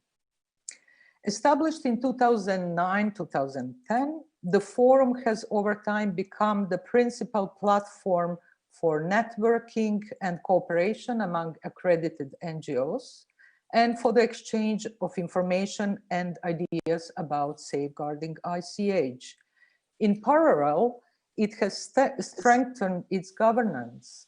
The first steering committee was created in 2015 with electoral procedures instituted in 2018 and the bylaws and code of conduct adopted last year. In the context of ongoing reflection process on the advisory functions of accredited NGOs, let us to emphasize that the Forum identified 7 sets of functions, from networking to fostering ethical principles, providing information and sharing experiences about safeguarding practices, advancing cooperation with various stakeholders, contributing to the capacity building program, and last but not least, advancing the committee. Therefore, as it is proposed in the draft decision, we consider that the explicit advisory functions to the committee could incorporate not only the current service in the evaluation body, but also specific thematic issues, encompassing experience sharing on good safeguarding practices and participation in follow-up, reporting and monitoring on inscribed elements. The second point we want to underline concerns a great diversity among NGOs accredited to the Convention. This diversity is a strength of the forum, evidenced in our annual meetings and symposia, the journal and book series Heritage Alive, activities of our working groups, and other joint ventures, such as, for instance, a conference on ICH and resilience in crisis held a month ago in cooperation with ISHCAP. As for events during the 15th COM, yesterday we had a symposium on ICH and tourism during and after COVID, while our General Assembly and meetings of working groups are scheduled from today until Saturday. And of course, you are welcome to attend. As a whole, the forum prioritizes participatory engagement by its members to the greatest extent possible. This is, however, not always easy to accomplish. To achieve the highest possible engagement of as many NGOs as possible, with all benefiting from their various capacities, perspectives, and expertise, the capacity building tailored specifically for NGOs needs to be advanced. In that, the forum cannot act alone, taking into account the broadening of our activities and, on the other hand, the current exclusively volunteer, unpaid mode of our operations. The draft decision therefore includes an invitation to state parties to consider supporting the operation of the forum or its specific programs. The third important issue pertains to the still present unbalanced geographical distribution of accredited NGOs. The forum itself should do more in this regard through networking and through direct communication with ICH NGOs from underrepresented regions. We hope that our newly established working group dedicated to this issue will be instrumental in achieving more balanced geographical participation. Finally, let me to underline that the forum feels ready to assume an enhanced advisory role to the committee, including more active role in your deliberations. You may wish to consider how to overcome impediments preventing exchanges at the sessions that would more integrally involve NGOs. We are grateful for the debate that follows and will be happy to respond to questions and comments that you may have. Thank you, Madam Chairperson and the committee, for your attention. Thank you, Madam Sari-Bashik, for your comprehensive presentation on behalf of the ICH NGO Forum. The report clearly shows the contributions that are being made by accredited NGOs in the implementation of the convention and the important role that the ICH NGO Forum has been playing to coordinate their work in numerous ways. The forward-looking suggestions are very much welcome. I now open the floor. Does any committee member wish to take the floor? I know that the report of the non-governmental organizations is of great interest to all. So I wish to open the floor to observers. And I understand that Panama would like to take the floor at this time. Please go ahead, Panama. Thank you, Madam Chair. Can you hear me? Can you hear me? We can hear you well. Yes, I can hear you loud and clear. Thank you very much. In regarding this point,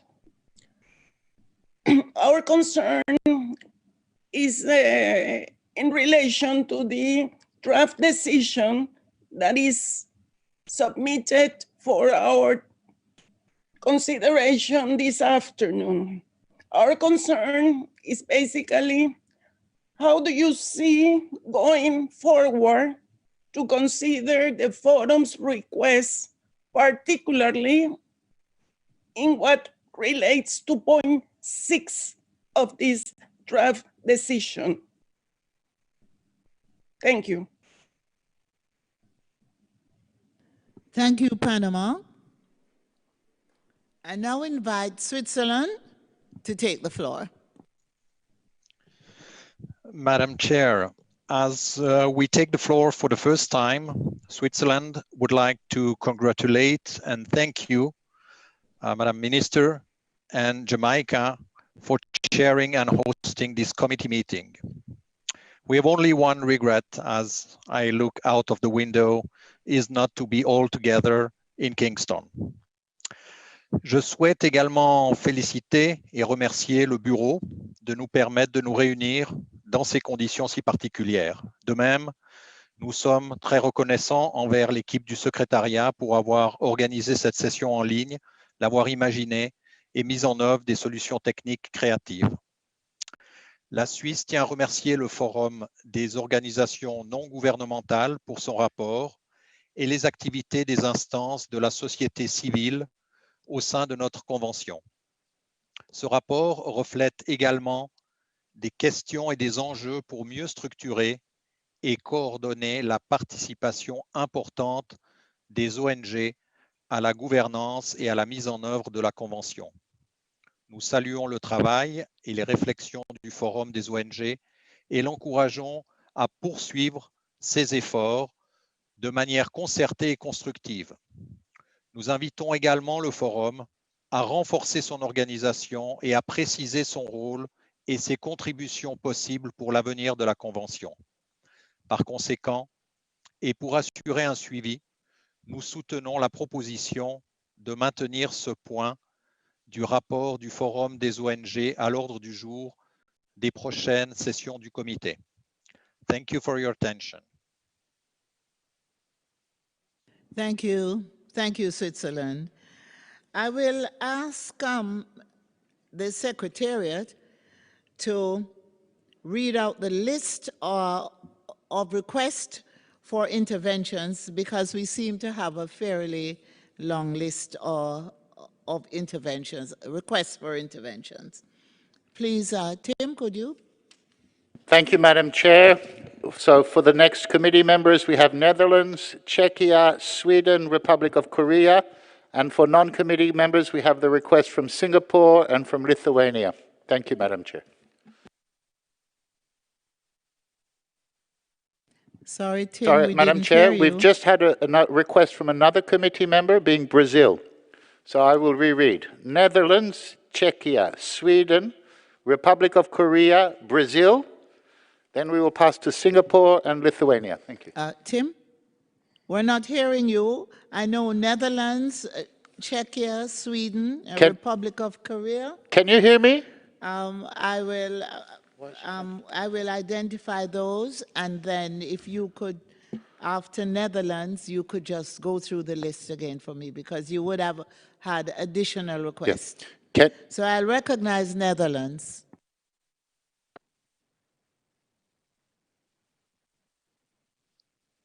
Thank you, Madam Chair. Do you hear me? Yes, I'm hearing you okay. Thank you, thank you. The Netherlands would like to congratulate you on your chairmanship, and we have full confidence that we will have fruitful outcomes despite the difficult circumstances due to COVID-19 pandemic. We would have loved to come to Jamaica and experience the culture there and the people, and to meet the other committee members, all the state parties, the NGOs, all the experts, our UNESCO family. But also online, we feel one love, one heart. Madam Chair, we think and we thank the ICH NGO Forum for their clear and rich report. We welcome the many levels the Forum is working on, and that is to say all the activities in which the Forum supports the committee and the implementation of the convention. And that is much more than the advisory function to UNESCO. The forum is also of great help by discussing and presenting broad, important themes in symposia and workshops. Yesterday, we attended the online symposium organized by the forum on sustainable tourism in a post-COVID situation. Strategies and examples to rebuild tourism in the most responsible way possible were presented by NGOs in different regions in the world. Examples of tourism in which communities participate, also in the decision-making, with recommendations on better access to digital media for communities and passports for the responsible tourist. The NGO Forum is currently developing a toolkit on sustainable tourism, which will be available online for NGOs, for governments, heritage organizations, and communities.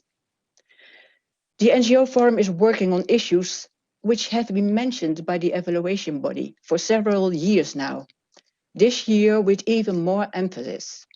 Tourism, over-commercialization, decontextualization, gender, intellectual property are discussion points in relation to the inscription process of files, sometimes leading to referrals. We welcome that the ICH NGO Forum examines, discusses, and reflects on these subjects and report their findings. In this way, NGOs can fulfill their role as mediators. We also welcome the capacity building activities by the forum to involve as many NGOs of the different regions in the world as possible. And we hope the forum will be able to continue their important work. Thank you very much. Thank you, Netherlands. Tim, are you okay now with your I'm audio? okay. Can you hear me? I can hear you loud and clear. Okay, Madam Chair, I'll read out the list as we have it. And there was still, I remind, a question from Panama that I imagine the NGO Forum will address. The next committee members who've asked for the floor are Czechia, Sweden, Republic of Korea, and Brazil. And then as observer states, we have Singapore, Lithuania, and Mauritania. Thank you, Madam Chair. Thank you. Thank you. I will now recognize Czechia. Thank you very much, Madam Chair.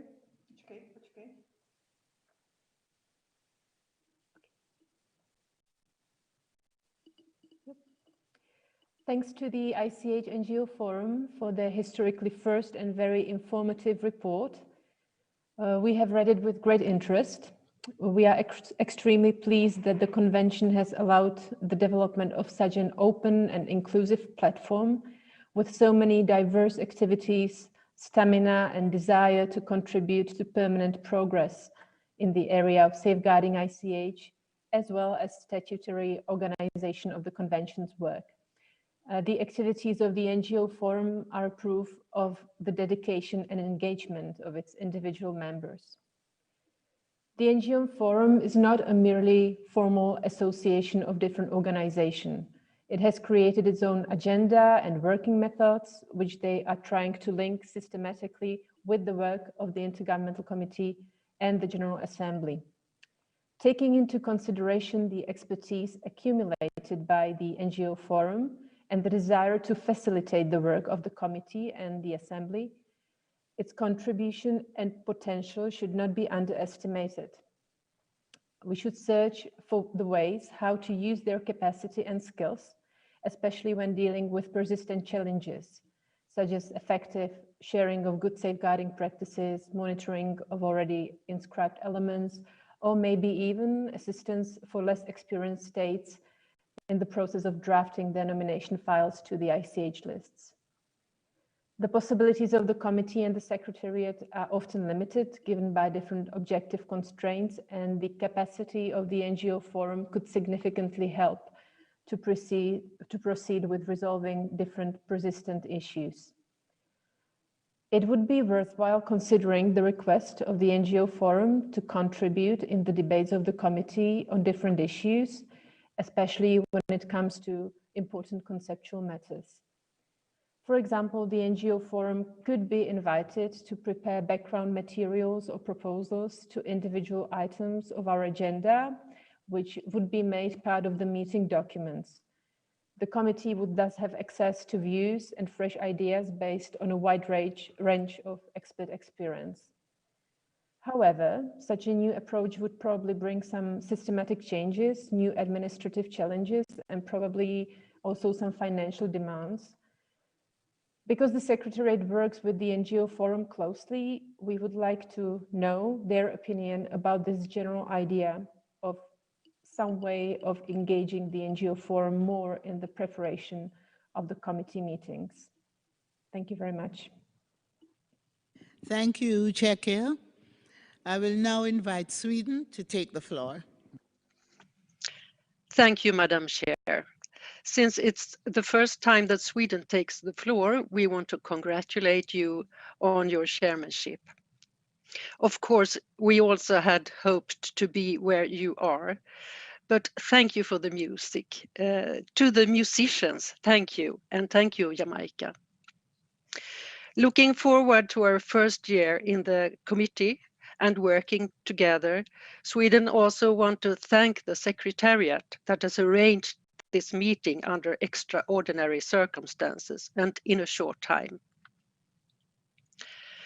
Sweden would like to thank the NGO Forum for their first report under a separate item under the committee's agenda.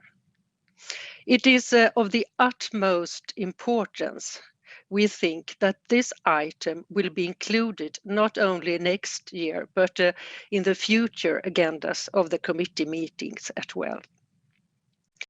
The NGOs have a crucial role to play in ensuring that the intangible cultural heritage remains living and dynamic.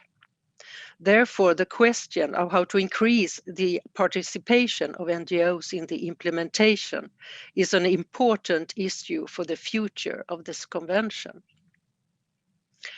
After reading the report, we are glad to see how the work within the NGO Forum has developed in recent years, and that the work carried out is completely in line with the core of the convention. This in itself strengthens the Forum's position as the association of accredited NGOs and the connection to the committee. We also see that there are challenges when it comes to being able to realize parts of the work. And we believe that we, all state parties, must see the value of the NGO's work and be the ones who in the first place and in the best way can create conditions for this. The report gives many good suggestions for the continued work. During Sweden's 4 years in the committee, we look forward to taking further steps towards giving the NGOs a more formalized role. We need knowledge not only about the intangible cultural heritage, but also within different practices. And we all need to work together in this common and important mission. Thank you. Thank you, Sweden. I will now recognize the Republic of Korea and ask you to take the floor. Thank you, Madam Chair.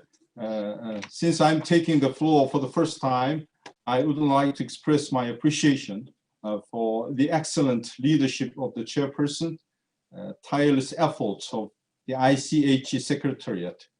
Even though we get together virtually, I can feel the collective commitment to safeguarding intangible heritage is quite tangible on the screen. The Republic of Korea is pleased to participate again as a committee member, and I would like to assure our commitment to contributing to the international community's cooperation for the protection of intangible cultural heritage. We appreciate the hard work of the Secretariat and non-governmental organizations following the past discussions on the role of NGOs in implementing the 2003 Convention. We believe that NGOs are best positioned to communicate with motivate, and energize heritage communities in safeguarding intangible cultural heritage. Moreover, the international network NGOs will facilitate the dissemination of best practices and eventually enhance understanding of each other's ways and lives. We welcome and fully support the requests from the ICH NGO Forum to promote the participation of accredited NGOs in sharing good practice experiences, follow-up of inscribed elements, and assessment of periodic reporting. In recent years, the forum, in cooperation with the International Information and Networking Center for Intangible Cultural Heritage in the Asia-Pacific region, published volumes on traditional medicine and traditional food in its online journal, #Heritage Alive. As in this example, we expect that there will be increased cooperation with NGOs, other organizations of the convention, and UNESCO regional offices and secretariat in the future. Thank you, Madam Chair. Thank you so much. I will now invite Brazil to take the floor. Gracias, Presidenta. Quisiéramos agradecer por el informe presentado y reafirmar el importante papel que las organizaciones no gubernamentales tienen en los trabajos de esta convención, cuyos resultados dependen del diálogo constructivo entre los gobiernos y sociedad civil. En este contexto, el Fórum de las ONGs representa una oportunidad esencial de diálogo e intercambio de ideas para seguir perfeccionando los mecanismos institucionales existentes y para traer nuevas soluciones a las cuestiones que se vayan presentando. Nos gustaría recibir más informaciones sobre las actividades desarrolladas por las ONGs de forma a poder valorar el aporte que cada una de ellas trae a la convención. Y para eso nos parece que el fórum pueda discutir también las mejores formas de diálogo, no solo entre las ONG, la Secretaría y el órgano evaluador, sino también con los miembros del comité. Entendemos que la diversificación geográfica de la participación de las ONGs en la convención no se puede hacer sin un amplio programa de construcción de capacidades. Y creemos que tal diversificación, además de necesaria, puede enriquecer mucho el debate y la calidad del trabajo que realizamos. Gracias, Presidenta.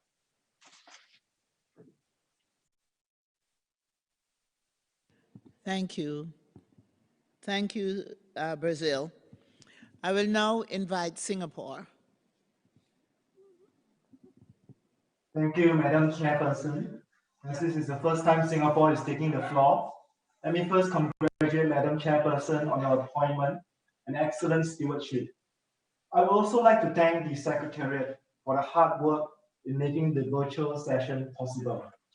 Singapore expresses our deep appreciation to the Steering Committee of the ICH NGO Forum for inviting us to participate in the forum and for co-organizing the symposium on ICH in urban context held in Bogota last year. We are grateful for the acknowledgement of Singapore's involvement at the forum. Our collaboration with the NGO Forum was a positive and enriching experience. Singapore shared our experiences in safeguarding ICH in an urban context and how ICH plays an important role in fostering cultural understanding and social cohesion among diverse urban communities. The rich discussions at the forum provided many insights on good safeguarding practices involving the active participation of communities. Singapore looks forward to future opportunities to share our experiences on the safeguarding of ICH and to further collaborations with the NGO Forum. We believe that the dialogue and networking at the forum promotes mutual understanding between state parties and NGOs. Based on our own positive experience, we encourage all fellow state parties to strengthen their engagement and partnership with accredited NGOs as we work together to advance our common mission to safeguard our intangible cultural heritage. Thank you.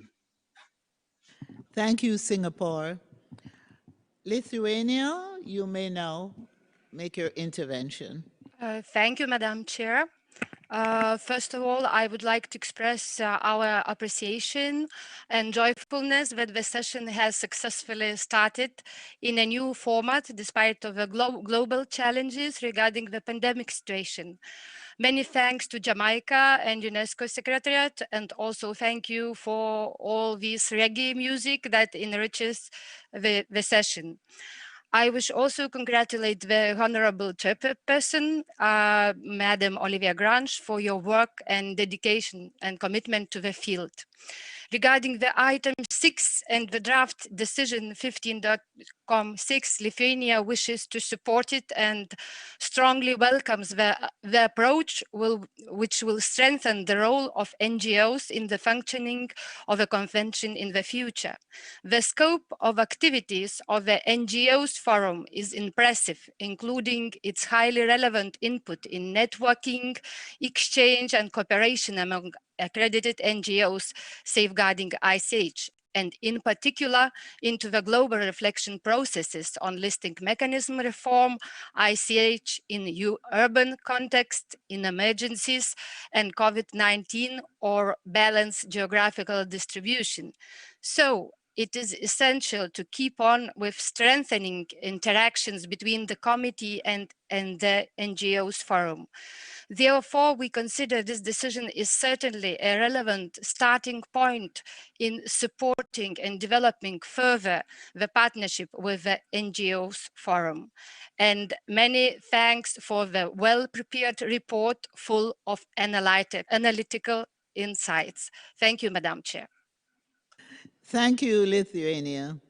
And now I invite Mauritania to make your intervention.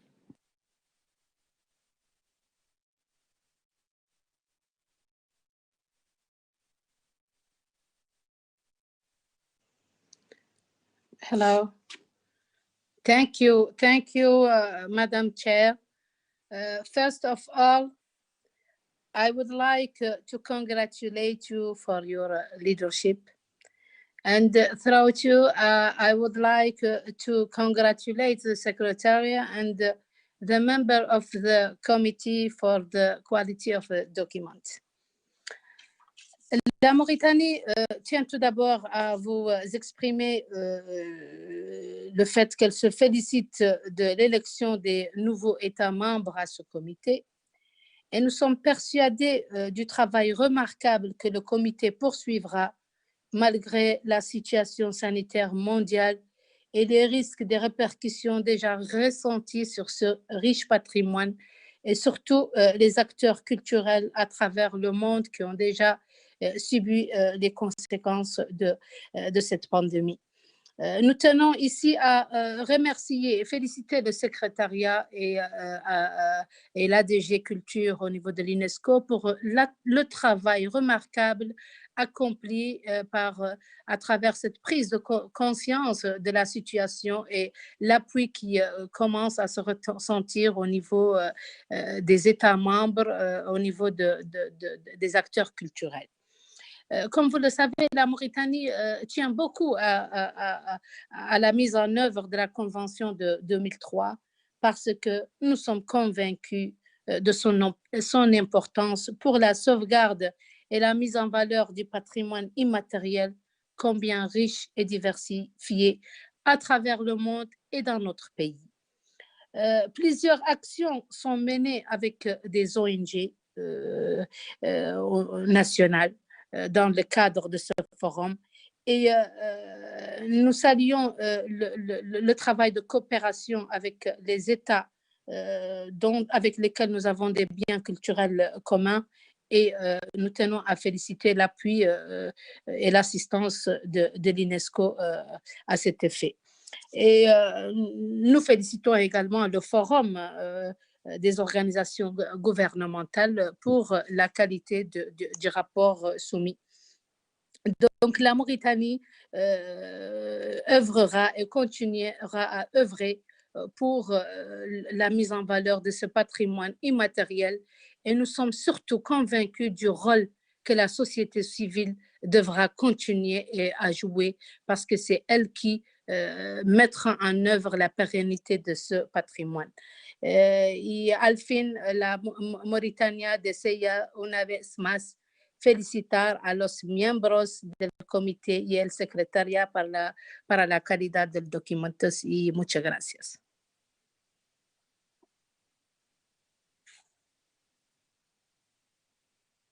Thank you so much. I now invite Cyril to take the floor.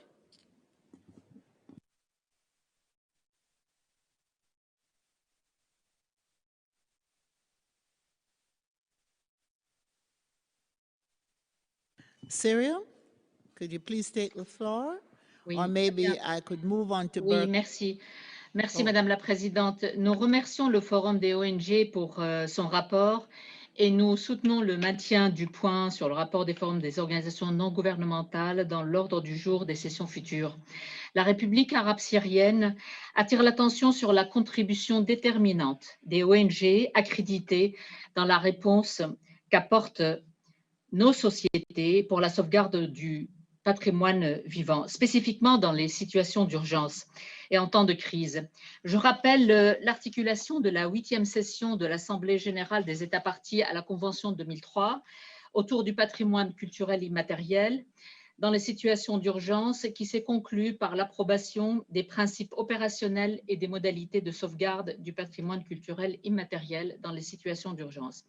Ce qui laisse transparaître la priorité qui serait la nôtre est certainement celle d'un grand nombre d'États parties à la Convention 2003, lesquels font face à des contextes de crise graves, de conflits et de catastrophes naturelles, ainsi que sanitaires qui perdurent.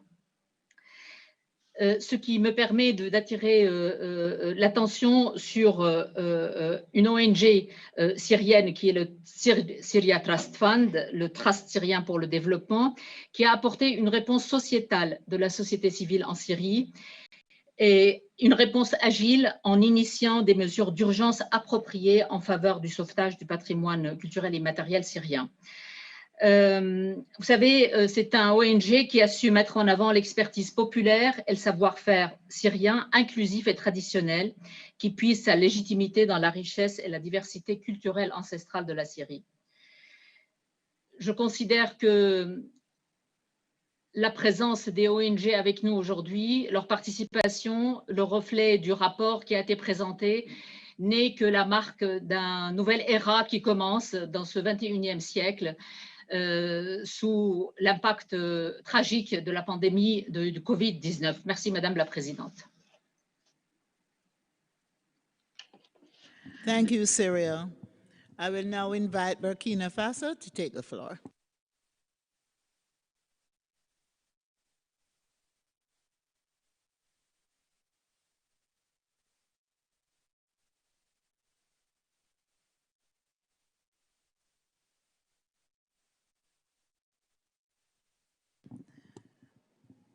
If there is a technical difficulty for Burkina Faso to join us, let me invite Palestine.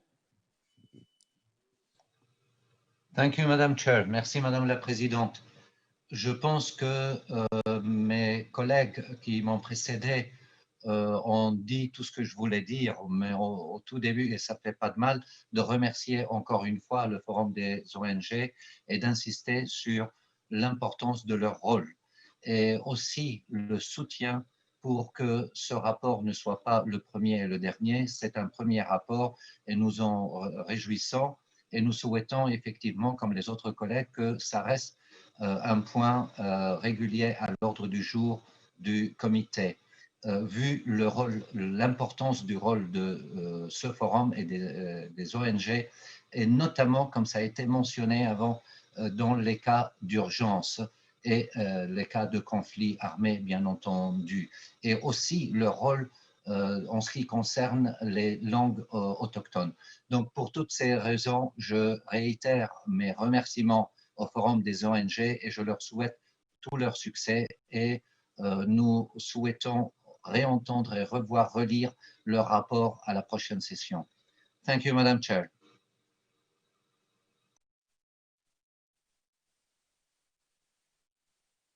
Thank you so much. I will now give the floor to Mr. Curtis to answer the question from Panama.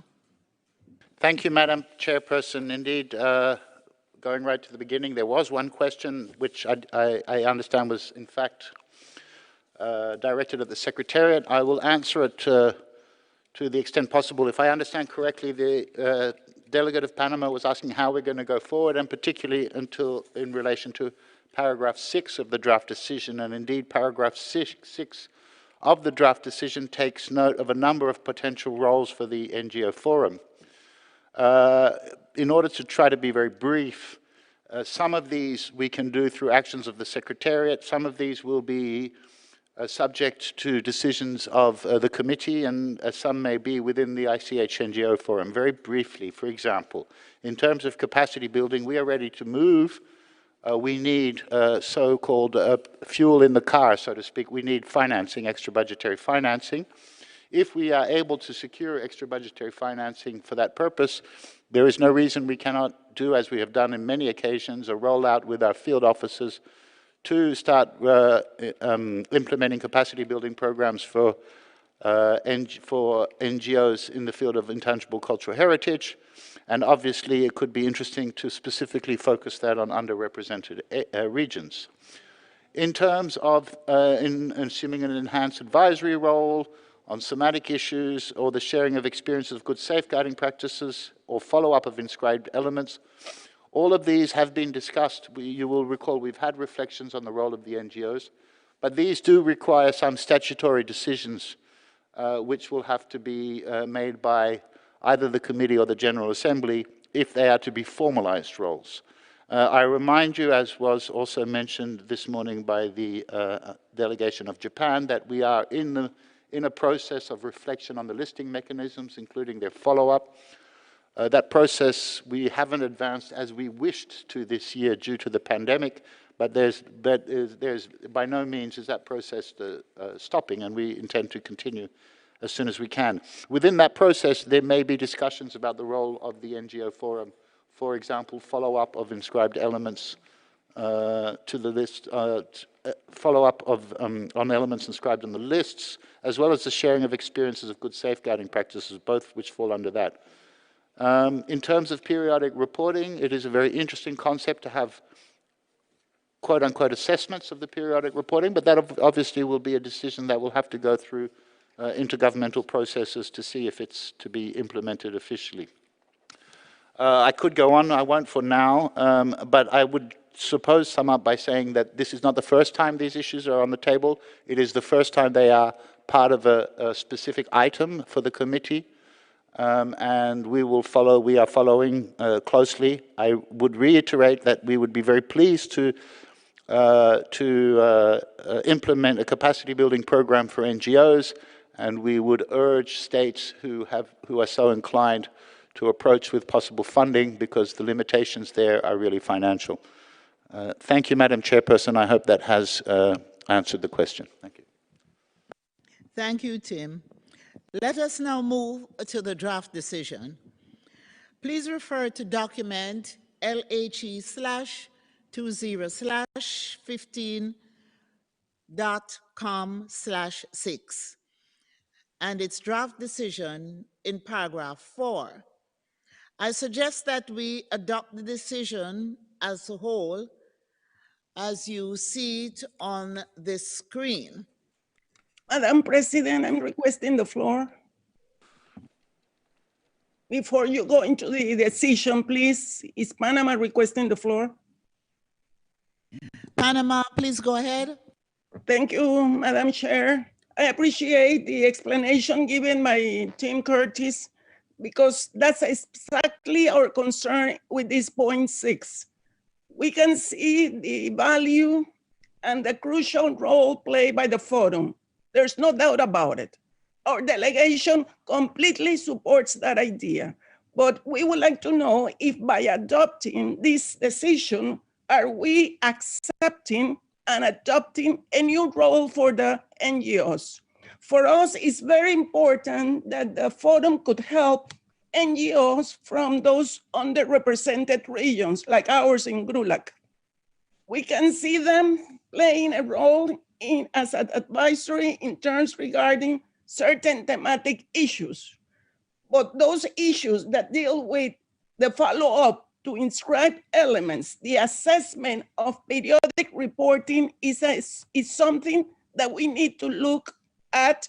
We need to discuss it among the members of the committee to be able to submit a recommendation to the next assembly. If in this document now, we accept the resolution, the draft resolution as it is presented to us, are we adopting this new enhanced role for the NGOs? Are we accepting the new role that they will play in terms of evaluation and assessment of our periodic reports? I think that we are not in agreement with that. So we would like to know, how are you going to follow through with this resolution? Thank you. Thank you, Panama. I'm going to ask the Secretariat. Thank you, Madam Chairperson. Indeed, I understand, I think, the question of Panama. I would just point out that this decision merely takes note of the request. So this decision is not a binding decision that it must be implemented, and there are many aspects of this request. So if the language does not mean you have accepted the request, it just means that as a committee you have taken note of these requests. Obviously, for them to be accepted, they would have to be unpacked and presented to future meetings in more detail on some of the elements and separated. But here it's really, since this is the first, I understand the ICH NGO Forum wished to present its ideas, and this is taking note of those ideas. And I remind that those ideas have been discussed in previous committees, and indeed with a special meeting we held where we had both state parties and non-governmental organizations present. So in short, no, you are not endorsing those requests here. You are merely taking note of those requests. Thank you. Thank you, Tim. Thank you so much.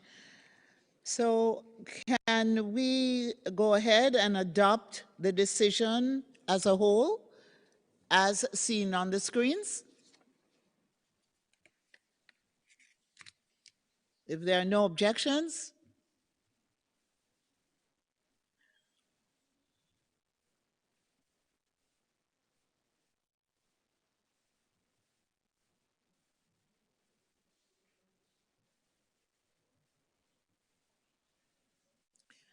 I see no objections. I therefore declare decision 15.6 adopted as it appears on the screens.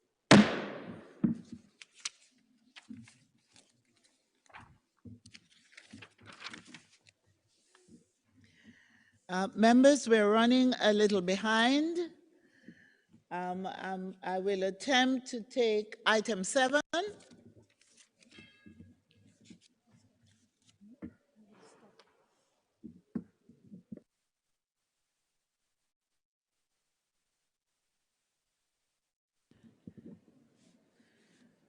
All right, colleagues, I think we will wrap up today's session.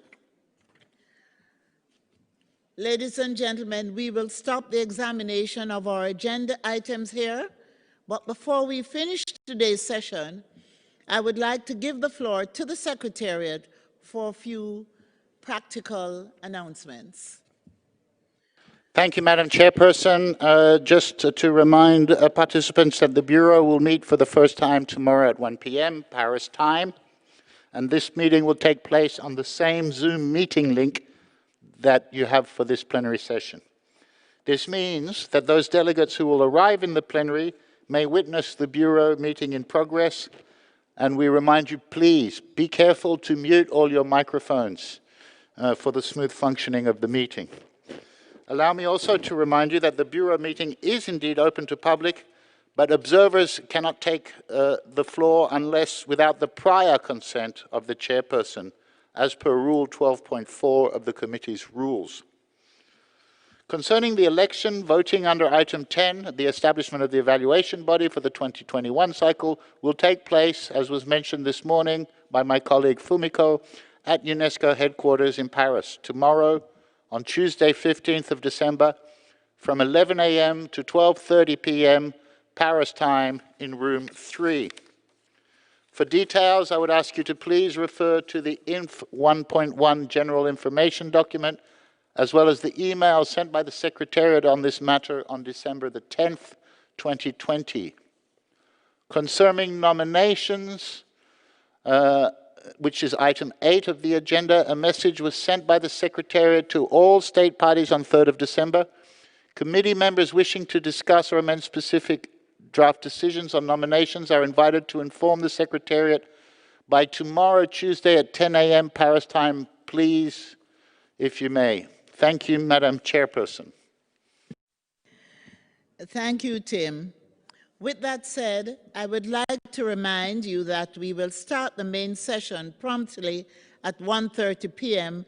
Paris time tomorrow with the examination of item 8.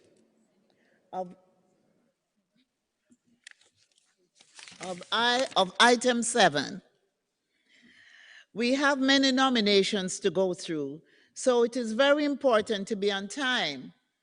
I would like to seek your cooperation in this regard. Remember that we close each day with a reggae chill moment. We close today with Bob Marley's Turn Your Lights Down Low. It's part of the series Play for Change video series that features Bob Marley's music. And so with that, be safe until tomorrow. I declare today's session adjourned. Thank you.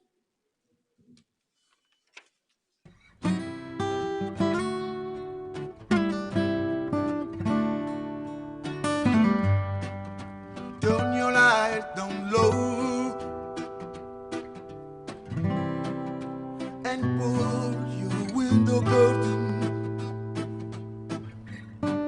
Oh, let your moon come shining into our lives again. So say it, ooh, it's been a long, long time.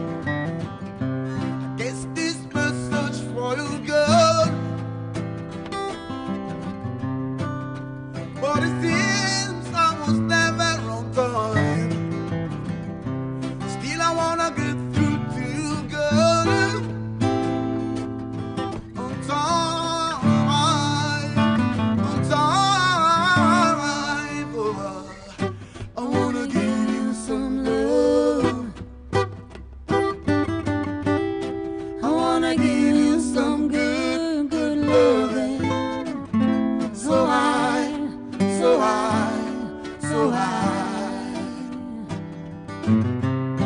I wanna give you some good, good loving. Turn your lights down low. Right now. Never try to resist, oh no. And let your love come shining in. Right now. Into our lives.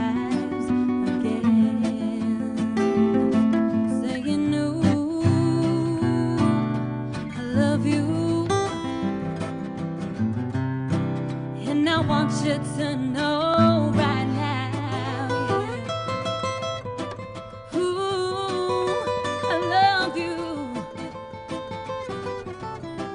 And I want you to know right now, yeah, that I wanna give you some love. I wanna give you some good, good loving. So I